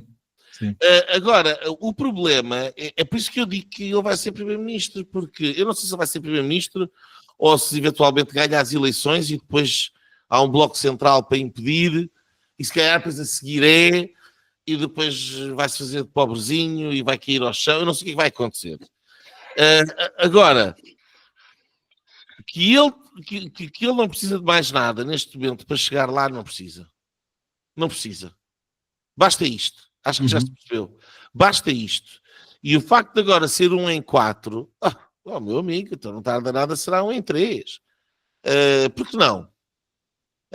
E ligando agora com a questão anterior, e o Montenegro agora vai usar isto como o Costa usou. Porque quem é que neste momento não pode ir a votos de maneira nenhuma? Eu acho que o Ventura está convencido que pode, se for o caso disso. Mas também, calma. Não quer, eu não estou a dizer que quer. Mas em última instância, se tiver que ir, não tem que causar. Mas se tiver que ir, não tem que estar a roer as unhas como se calhar estava há um mês atrás. Está feito. Ou depois das europeias. Não é? Eu acho que este resultado demonstra... Eu acho que se houvesse eleições daqui a um mês, ele subia ainda mais. Porque agora as pessoas vão aderir por moda, por... Exatamente o que tu disseste. Mimetismo. Perderam a vergonha, as pessoas perderam vergonha. É por mimetismo. Não, e agora também querem ser dos rebeldes. Claro. Às tantas vão ser os rebeldes maioritários. Mas vocês lembram-se do PSR, não é? Quer dizer, quando era o PSR, apareceu os cartazes e tal, muita gente, eu votei, mas não posso ser muito. E depois, de repente, ser do Bloco era uma... de repente era insurgente o Bloco, não é? E agora o Bloco é chato. Pois. Mas repara numa coisa, o Montenegro, que essa foi outra coisa que nós aprendemos, podes atirar para o chão a fingir que é penalti e que toda a gente acha que é penalti. Portanto, de facto, seres mandado ao chão ou atiraste para o chão a dizer que foste mandado ao chão é igual. E a outra coisa que também ninguém quer saber de casos de Spinum Viva, nem de tretas de avanças, nem de nada. Zero. Acho que isso já ficou provado com as eleições na Madeira, com estas eleições. Já não interessa. Sim. Não interessa. Não é uma não questão. Eles são todos iguais. E a outra coisa que eu acho que é interessante que morre aqui, que era um ponto que eu gostava de... me esqueci, que é o legado de Passos Coelho. Eu acho que finalmente se enterra isso. O legado, a esquerda, aquela história da esquerda do Passos Coelho, que cortou os salários e tudo isso. Acho que finalmente isso acabou. Acho que já ninguém quer saber disso. Já passaram muitos anos. O Pedro Nuno Santos tentou ali naquela semana, e eu acho que o esofágico... Sim, eu acho que fazia parte da estratégia dele, mas o esofágico do Ventura... deu-lhe cabo da estratégia toda, ligar a Iniciativa Liberal. E a Joana Amaral Dias. E a Joana Amaral Dias também. Tentou ligar aquilo para a IEL, para tentar ir buscar este tópico, e já ninguém quer saber. Já foi há tanto tempo. É como falar de, sei lá, de Cavaco Silva, ou dos problemas do Terra. Já ninguém... As pessoas têm outros problemas, têm outras preocupações. Costa pelo meio, com 8 anos de Costa, é ridículo. Sim, sim. E portanto eu acho que é isso. E essa para mim é uma notícia boa, especialmente com o enfraquecimento da esquerda, que eu acho que ninguém vai pegar nisto. Porque vão aparecer outros tópicos, vão aparecer outras questões.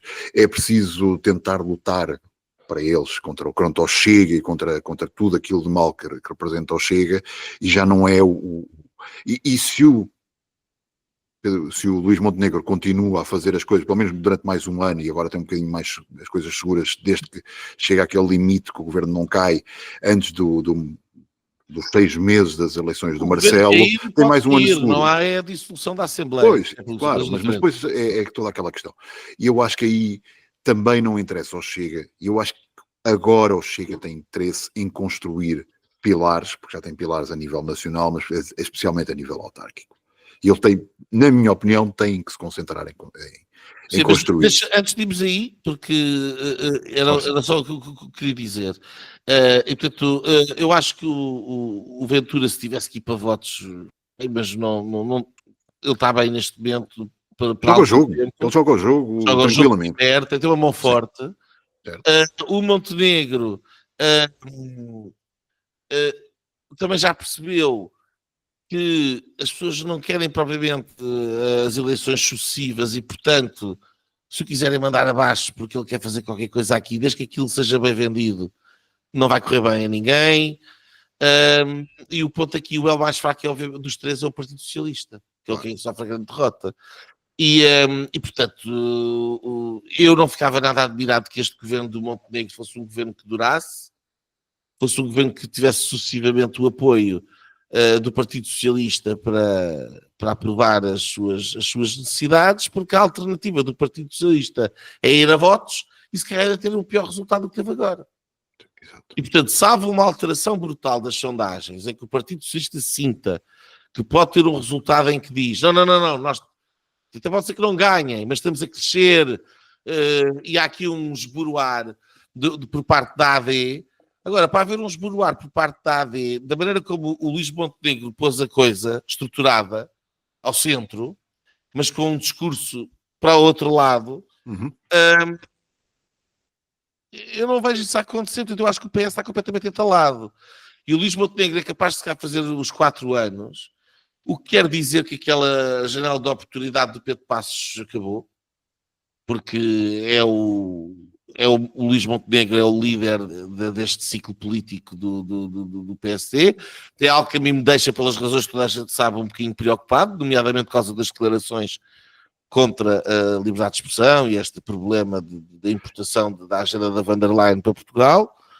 Espero sinceramente que isso venha a ser abortado, infelizmente não por parte dos portugueses, mas pela uma mudança de dinâmica a nível europeu. Agora, eu acho que o Luís Montenegro está para durar.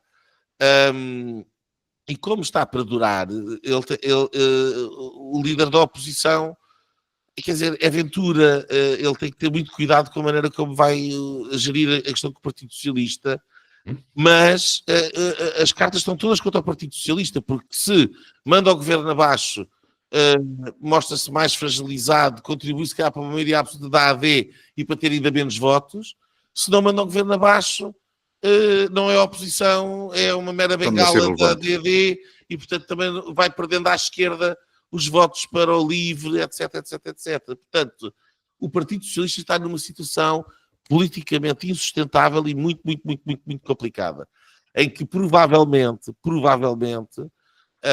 ganhando uma liderança mais centrista, será fazer uma política de responsabilidade, de aprovação dos orçamentos, fazendo uma oposição aqui e acolá, etc, e não sei o quê, à espera que, por circunstâncias várias, o Luís Montenegro perca a popularidade que tem. E isto leva ao meu último ponto, que é garantir ao mesmo tempo que não passa de uma reforma absolutamente estrutural por parte da AD.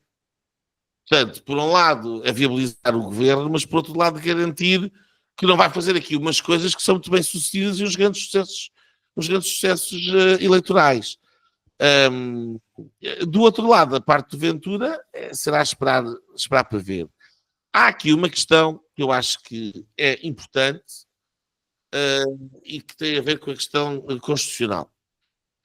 Porque todos os partidos de direita há muitos anos que estão a reclamar do socialismo inerente na Constituição e da necessidade de alterar a Constituição para se poder fazer um conjunto de coisas. Nomeadamente, uma das grandes entraves às reformas que o Pedro Passos Coelho queria fazer e que se calhar, enfim,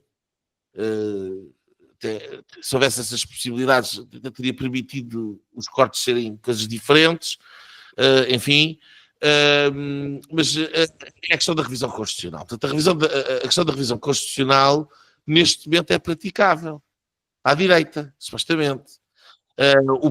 Isto, aliás, é uma coisa que eu acho que o Montenegro poderia utilizar para entalar um bocadinho o Ventura, porque o Ventura fez disto sempre um cavalo de batalha, da necessidade de mudar a Constituição para isto e para aquilo. E há uma oportunidade do André Ventura mostrar que, ok, somos um partido que tem aqui uma coerência, tem aqui um sumo, tem aqui um conjunto de coisas que quer fazer passar, etc. E esse processo negocial para a questão constitucional também permite fazer outra coisa que é muito importante para o PSD, que é acabar com o mito das linhas encarnadas sem ter propriamente de vir com a palavra atrás. Portanto, é um bom subterfúgio. Nós já assistimos o Paulo Rangel na noite eleitoral com uma grande cara de pau a dizer que o não é não nunca foi para negociação na Assembleia da República, que é mentira, com todos os dentes que ele tem naquela boca. E, portanto, quer dizer, e quem vê agora, chega hoje em dia com 23%, e que passou os últimos 5 anos a dizer as linhas encarnadas vão fazer o partido crescer, tal e qual cresceu a Frente Nacional em França, porque foi exatamente as linhas encarnadas que fazem com que os descontentes do sistema votem todos no mesmo sítio, que é o partido que é contra o sistema, contra os outros todos. E, portanto, já nem vou repetir o que disse aqui dezenas e dezenas e dezenas de vezes, mas a questão constitucional abre a porta, sem ser com a cara de pau que o Rangel tem, mas também já sabemos que podemos ter todos cara de pau, portanto, porque não? Mas acho que também já não interessa. Mas, da minha perspectiva, abriria aqui esta porta. E implicaria aqui um processo negocial que eu acho que poderia trazer grandes vantagens para Portugal. Não sei qual é que é o vosso pensamento sobre isso, mas uma coisa também vos digo, eu acho que parte do eleitorado, mas lá está, que continua a votar em Ventura, única e exclusivamente por protesto, quer ver mudanças e não conseguir chegar a acordo para uma possível revisão constitucional num conjunto de coisas que fossem importantes, eu acho que vai ser um problema para essa parte do eleitorado. Por outro lado, este novo eleitorado que o Chega está a captar, que é o eleitorado tradicional do Partido Socialista, não será eleitorado com muito interesse em algumas mudanças constitucionais que sempre foram coisas que a direita, a AD, a PSD, a CDS desejariam retirar, como tendencialmente público, ou a coisa do público, aquela coisa que impede um conjunto de privatizações e de entrada dos bens privados na gestão da coisa pública, não é? Aquela velha conversa de que o serviço público é garantir que haja biquinis para as pessoas irem para a praia no mercado, não é produzir biquinis para toda a gente ter um biquíni do Estado para ir à praia, não é? Isto para vocês que eu sei que gostam de ir à praia de biquíni. Descobrimos aqui algum fetiche de alguém, não é nosso. Mas, para vocês é quem está lá em casa a ouvir, não somos nós. A audiência de linhas direitas gosta de biquíni à praia. Mas considerando que 80% é masculina, é significativo. Mas pronto. Mas isto... Os inclusivos, pá. Então, somos bastante modernaços. Mas isto para dizer o quê? Se o Montenegro lançar o isco da questão constitucional ao Ventura, acho que é provavelmente ser uma das poucas formas como ele consegue, por um lado, saltar por cima das suas próprias linhas encarnadas, por outro lado, criar-lhe um problema. Criar-lhe um problema que é aquele problema do qual ele tem sido resguardado pela licença das linhas encarnadas, que é nunca ser responsabilizado por nada. Como ele nunca é chamado a negociar nada, nunca é chamado a ter uma posição para se poder aprovar uma coisa, ele consegue saltar por cima de tudo. E, portanto, a questão constitucional é uma questão que isso aí é um pouco daquela questão que eles fizeram para aprovar, que eram as alianças negativas, não é? Quer dizer, a coligação negativa das portagens, do que quer que foi, mas era com o PS. Exato, exatamente. Tu aqui chamas, meu amigo, queres ter responsabilidade, vamos aqui, que seja no SNS, mas são questões que aí eu acho que é a jogada que o Luís Montenegro tem que fazer, e concordo contigo, sem ter que falar nas linhas vermelhas, deixando-as cair, e vão caindo, não é? Com naturalidade, porque se ele não os fizer, se ele continuar com esta história das linhas encarnadas, é o próprio lugar dele que vai estar em perigo a seguir. Sim. E, portanto... mas eu acho que isso de alguma maneira já vai acabar, porque aí acho que o Montenegro percebeu isso. Eu só tenho aqui uma dúvida, se neste momento de facto o André Ventura quer lá chegar ou não. Eu acho que ele ensaiou aqui, pelo menos durante esta semana, aqui uma espécie de jogo de sombras, em que põe algumas pessoas na televisão a dizer que não senhor, nós estamos disponíveis. Mas a primeira coisa que o André Ventura disse o ano passado, na noite das eleições, foi que estava disponível para negociar. E depois levou o não como resposta. Desta vez, a primeira coisa que lhe foi que perguntaram se ele estava disponível para negociar. Ele disse, é muito cedo para falar sobre isso. Porque ele já viu o filme todo, não é?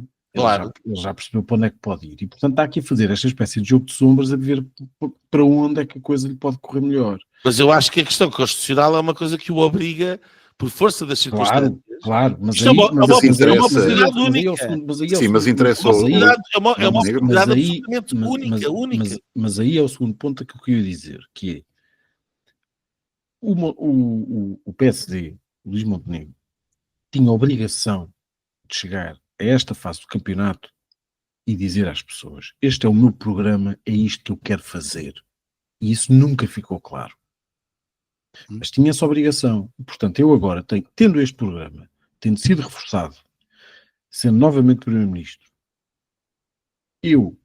a única coisa que agora posso fazer é qual dos partidos à minha volta, dos dois com os quais posso fazer maioria, é que estão disponíveis para eu levar o meu programa a bom porto. Eu acho que, na verdade, nenhum. Pois.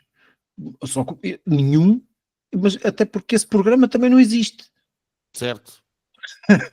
E portanto, é possível negociar um programa que não existe. Mas é que isto dificulta toda a análise. Porque quando se está a navegar no vazio, foi uma expressão que o Nuno já usou aqui hoje, quando se está aqui, está toda a gente a navegar no vazio. É só truque, pá. É só truque. E portanto, até para quem está a assistir, Isto Mas, é oh, muito Nuno, difícil de compreender. tu achas que estamos a começar uma nova campanha outra vez, como aconteceu em Nós agora 2024? nós estamos sempre em campanha. É permanente. A Nós campanha estamos é sempre em permanente. campanha. Até uma maioria absoluta. Nós estamos sempre em Sim. campanha. Mas E eu não acho que a saímos questão, daí. desculpa lá, eu voltar atrás. A questão constitucional é um bocadinho diferente, porque é uma oportunidade única e não aparece todos os anos. Mas o que é que o PSD tem para pôr em cima da mesa como Pois, a proposta de questão é revisão essa. constitucional? É Há o quê? algumas coisas na estrutura económica. Vou começar pelo preâmbulo do rumo ao É logo, Mas, primeiro. mas o preâmbulo não interessa para nada. Portanto, epá, Mas a sinaliza. revisão, sim, mas a revisão constitucional não se faz para acertar contas com o passado, serve para Óbvio, planear o claro, futuro. exatamente, concordo. Epá, Mas portanto, há um conjunto de grilhos ideológicos que estão nesta Constituição que podiam servir de base para um acordo mas eu à não direita. te perguntei o que é que tu achas que devia haver. Perguntei-te o que é que o PSD tem para oferecer de proposta de revisão constitucional. Que tu Eu acho, saibas. eu acho que o PSD, olha, infelizmente, uma das coisas que tinha para oferecer era legalizar a inconstitucionalidade do Covid, aparentemente naquela proposta absolutamente nojenta feita pelo Miguel Poiás Maduro, Certo. por encomenda do Luís Montenegro. Portanto, é óbvio que eu tenho muitas preocupações em relação a isso. O Chega, nós sabemos que ora balança para um lado, ora balança para o outro nessas questões. Portanto, eu imagino que acabasse tudo em águas de bacalhau, nesse aspecto, que não é mau. Mas na parte económica, é uma oportunidade que não se deveria perder. Se o Luís Montenegro tiver, de facto, alguma ambição de ser um líder político com capacidade de implementar um conjunto de coisas, Eu só precisava de recuperar a proposta de revisão constitucional do Passos de 2010. Só precisava de ir lá buscar. Deve estar nas gavetas, lá na São Caetano. Só precisava de fazer isso. Mas nem isso. Porque estes tipos estão tão viciados só neste jogo de garantir o poder e alcançá-lo. E são maus. Não são todos, mas globalmente, e parece-me... Primeiro parece-me que o Luís Montenegro decide tudo muito sozinho. É o chefe, digamos assim, e depois há ali de facto gente que não tem nível. Contrariamente, isto tem sido sempre a cair, não é? Quer dizer, se nós lembrarmos os nomes que faziam parte dos governos do professor Cavaco Silva e compararmos depois com os nomes que fizeram parte do governo de Durão Barroso, há um declínio. Se depois compararmos do Barroso para o Passos, declínio há. Tanto que não sobrou ninguém. Há um declínio. É cada vez pior, cada vez pessoas mais desconhecidas, cada vez pessoas com menos. E se agora formos pegar no governo do Montenegro, há ali 2 ou 3 pessoas de facto com capacidade e com capacidade política também, mas o resto é francamente mau. Quer dizer, o Hugo Soares é um tipo simpaticíssimo, como o próprio Luís Montenegro é, mas quer dizer, eles estão a falar e não há substrato ali nenhum, nunca há nada, é sempre só o soundbite e o slogan e a frase de circunstância, é tudo tão curto. Os anúncios, é política de anúncios. É francamente mau. E, portanto, o nível tem vindo a piorar. E depois, quando se pensa que 23% estão a votar no Chega, também é por causa disso. Também é por causa disso. Porque não é só a conversa da corrupção e do isto e daquilo. É a falta de qualidade e de inspiração que esta gente dá. É pouco, é curto.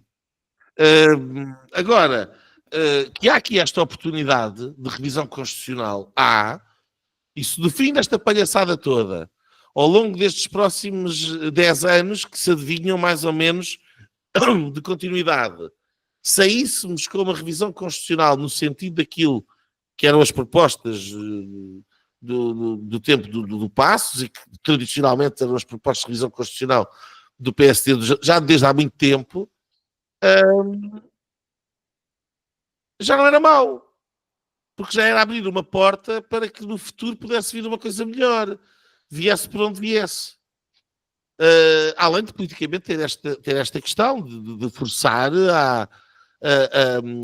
ao materialismo, ao palpável, de forçar o discurso e o debate político do etéreo para coisas muito concretas, que seriam importantes para definir águas. Que um dos problemas é esta indefinição completa que a gente vive. O tal navegar no vazio, porque de facto os barquinhos estão todos eles ocos. Bem, Nuno, antes de irmos às linhas direitas, tens mais alguma coisa a dizer? Epá, não. Já Acho vamos que não. aqui com cerca de 1h30. Então, avança tu com a tua linha direita. Pá, eu, na verdade, eu adiantei-me aqui um bocado porque a minha linha tinha a ver com esta questão enfim, daquilo que eu tenho andado a passar noites a fazer, mas e que tinha a ver com com aquela questão daquele programa do Gregos e Troianos, e de facto é uma coisa encantadora. Porque Tens passado as noites a ver o Gregos e Troianos de... Mas tens uns VHS com isso? Está nos arquivos RTP, estão online. Passas as noites nos arquivos da RTP agora. Sim, também tive. Isso cheira-me a coisas que tu estás aí, com certeza, aí a congeminar. Também vi um vídeo muito interessante em que tinha o Paulo Portas em 2010, dizia o seguinte: mas porquê é que nós devemos andar a pagar rendimento mínimo a quem não quer trabalhar em vez de aumentarmos as pensões? Esta frase dita, só escrita, e assim colocada numa parede, e dizer assim, pá, adivinhem quem é que disse isto. Era uma coisa muito interessante. Enfim, e houve outra que de facto me deixou aqui a pensar, aliás duas. Uma delas foi final dos anos 90, princípio dos anos 2000, o Cavaco Silva reaparece, há uma peça do telejornal da RTP em que se volta a falar sobre aquilo. O ex-primeiro-ministro voltou a vir deixar alertas e tal, por causa do Euro 2004. Porque dizia o Cavaco Silva na altura que achava aquilo um projeto megalómano e que o país não se podia endividar naquela altura porque provavelmente entraria em crise daí a pouco tempo. Isto foi no ano 2000 e nós entramos em crise 2001, 2002. E as reações na altura de José Lelo, Jorge Coelho, Fernando Gomes, salvo erro, portanto todo o governo do Guterres na altura era que o PSD tinha que decidir que líder é que queria e que é que tinha, se era o Durão Barroso ou se era o Cavaco Silva, quem é que mandava naquilo, e que o Euro 2004 era um grande projeto para Portugal e que não sei o quê, não sei o que mais. E, portanto, isto anda sempre tudo um bocadinho à volta da mesma coisa. E depois descobri, por fim, uma grande entrevista do Francisco Louçã, em que diz coisas como que usa expressões como a teia dos interesses, o roubo, que as políticas do governo cometiam roubo sobre os portugueses, em que se fala sempre da negociata, e de facto há ali uma coisa, não quer dizer que em muitas coisas não tivesse razão, não é esse o ponto, mas eu acho de facto, e tenho andado a pensar muito nisto, que é, eu acho que o André Ventura na verdade não trouxe nada de novo. O ar do tempo é que é diferente. E a paciência das pessoas também é diferente. E portanto, na verdade não é bem uma linha que eu aqui trago hoje, mas é aqui enfim, recuperar aqui algumas coisas do passado, se calhar talvez para terminar aqui a nossa conversa. Muito bem. A minha linha direita é sobre um evento que vai acontecer em Madrid, o Madrid Economic Forum,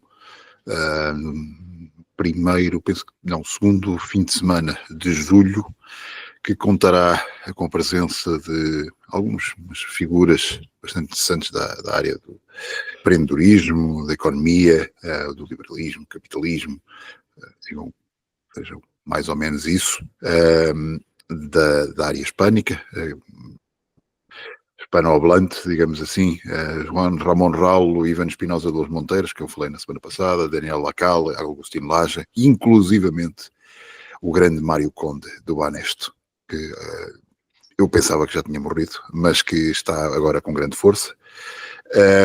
E também o que também andava desaparecido, o Rivera,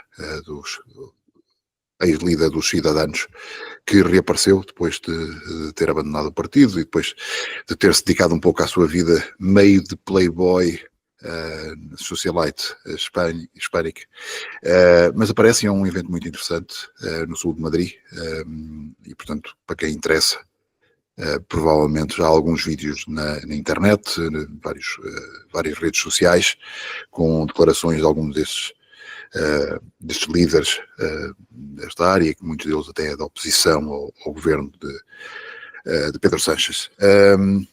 Sigam, ou se quiserem podem participar, eles têm um site na internet, é fácil de encontrar, procurem nas redes sociais Madrid Economic Forum. Nuno Lobreiro. Olha, a minha linha vai para o evento que vai ocorrer na próxima semana em Budapeste, na Hungria, o CIPAC 2025, que é uma conferência, é um espelho do CIPAC que acontece nos Estados Unidos, uma conferência conservadora,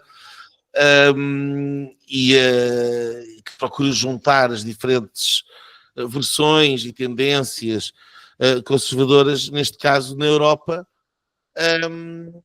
Faltam aqui, de acordo com o site, 7 dias, 9 horas, 13 minutos e 33 segundos, agora enquanto estamos a gravar.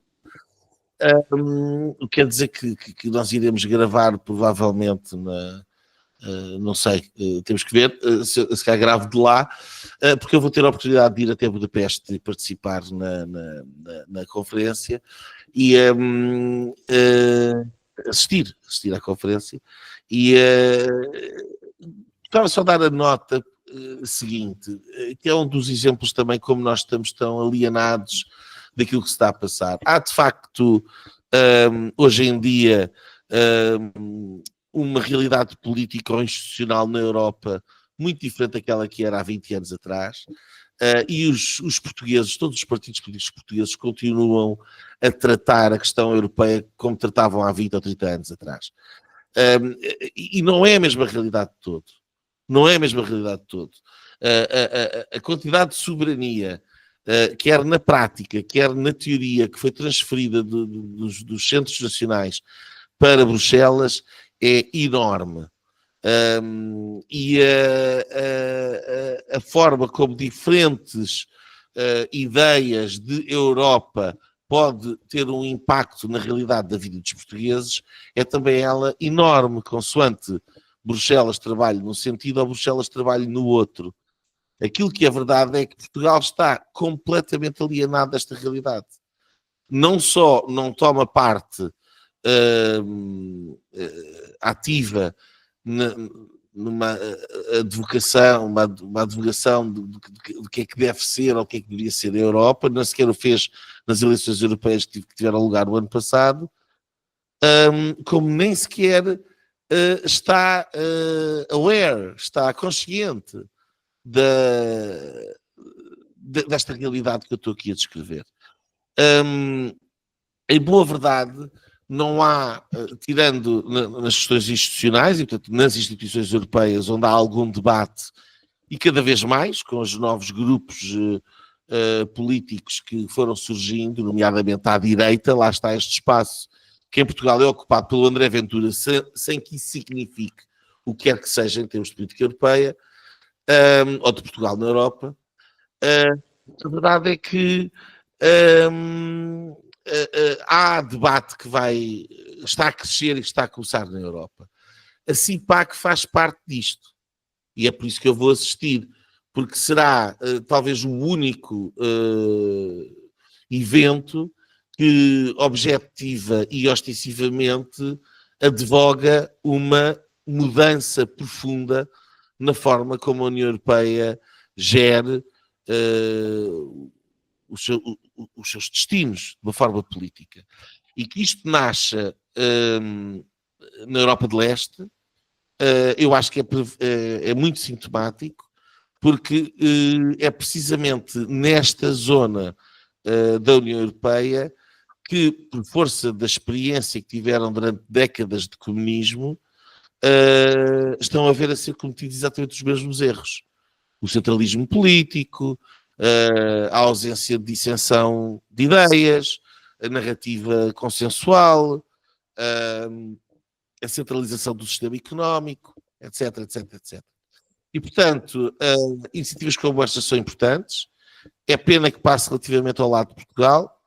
Os nossos ouvintes aqui do Linhas Direitas podem ficar sossegados, porque nós estaremos representados, eu estarei lá, estarei a assistir a tudo e mais umas botas, e depois terei a oportunidade de trazer, como acho que muitas vezes nós fazemos aqui no Linhas Direitas, trazemos de facto para a nossa audiência portuguesa coisas que não passam em mais lado nenhum.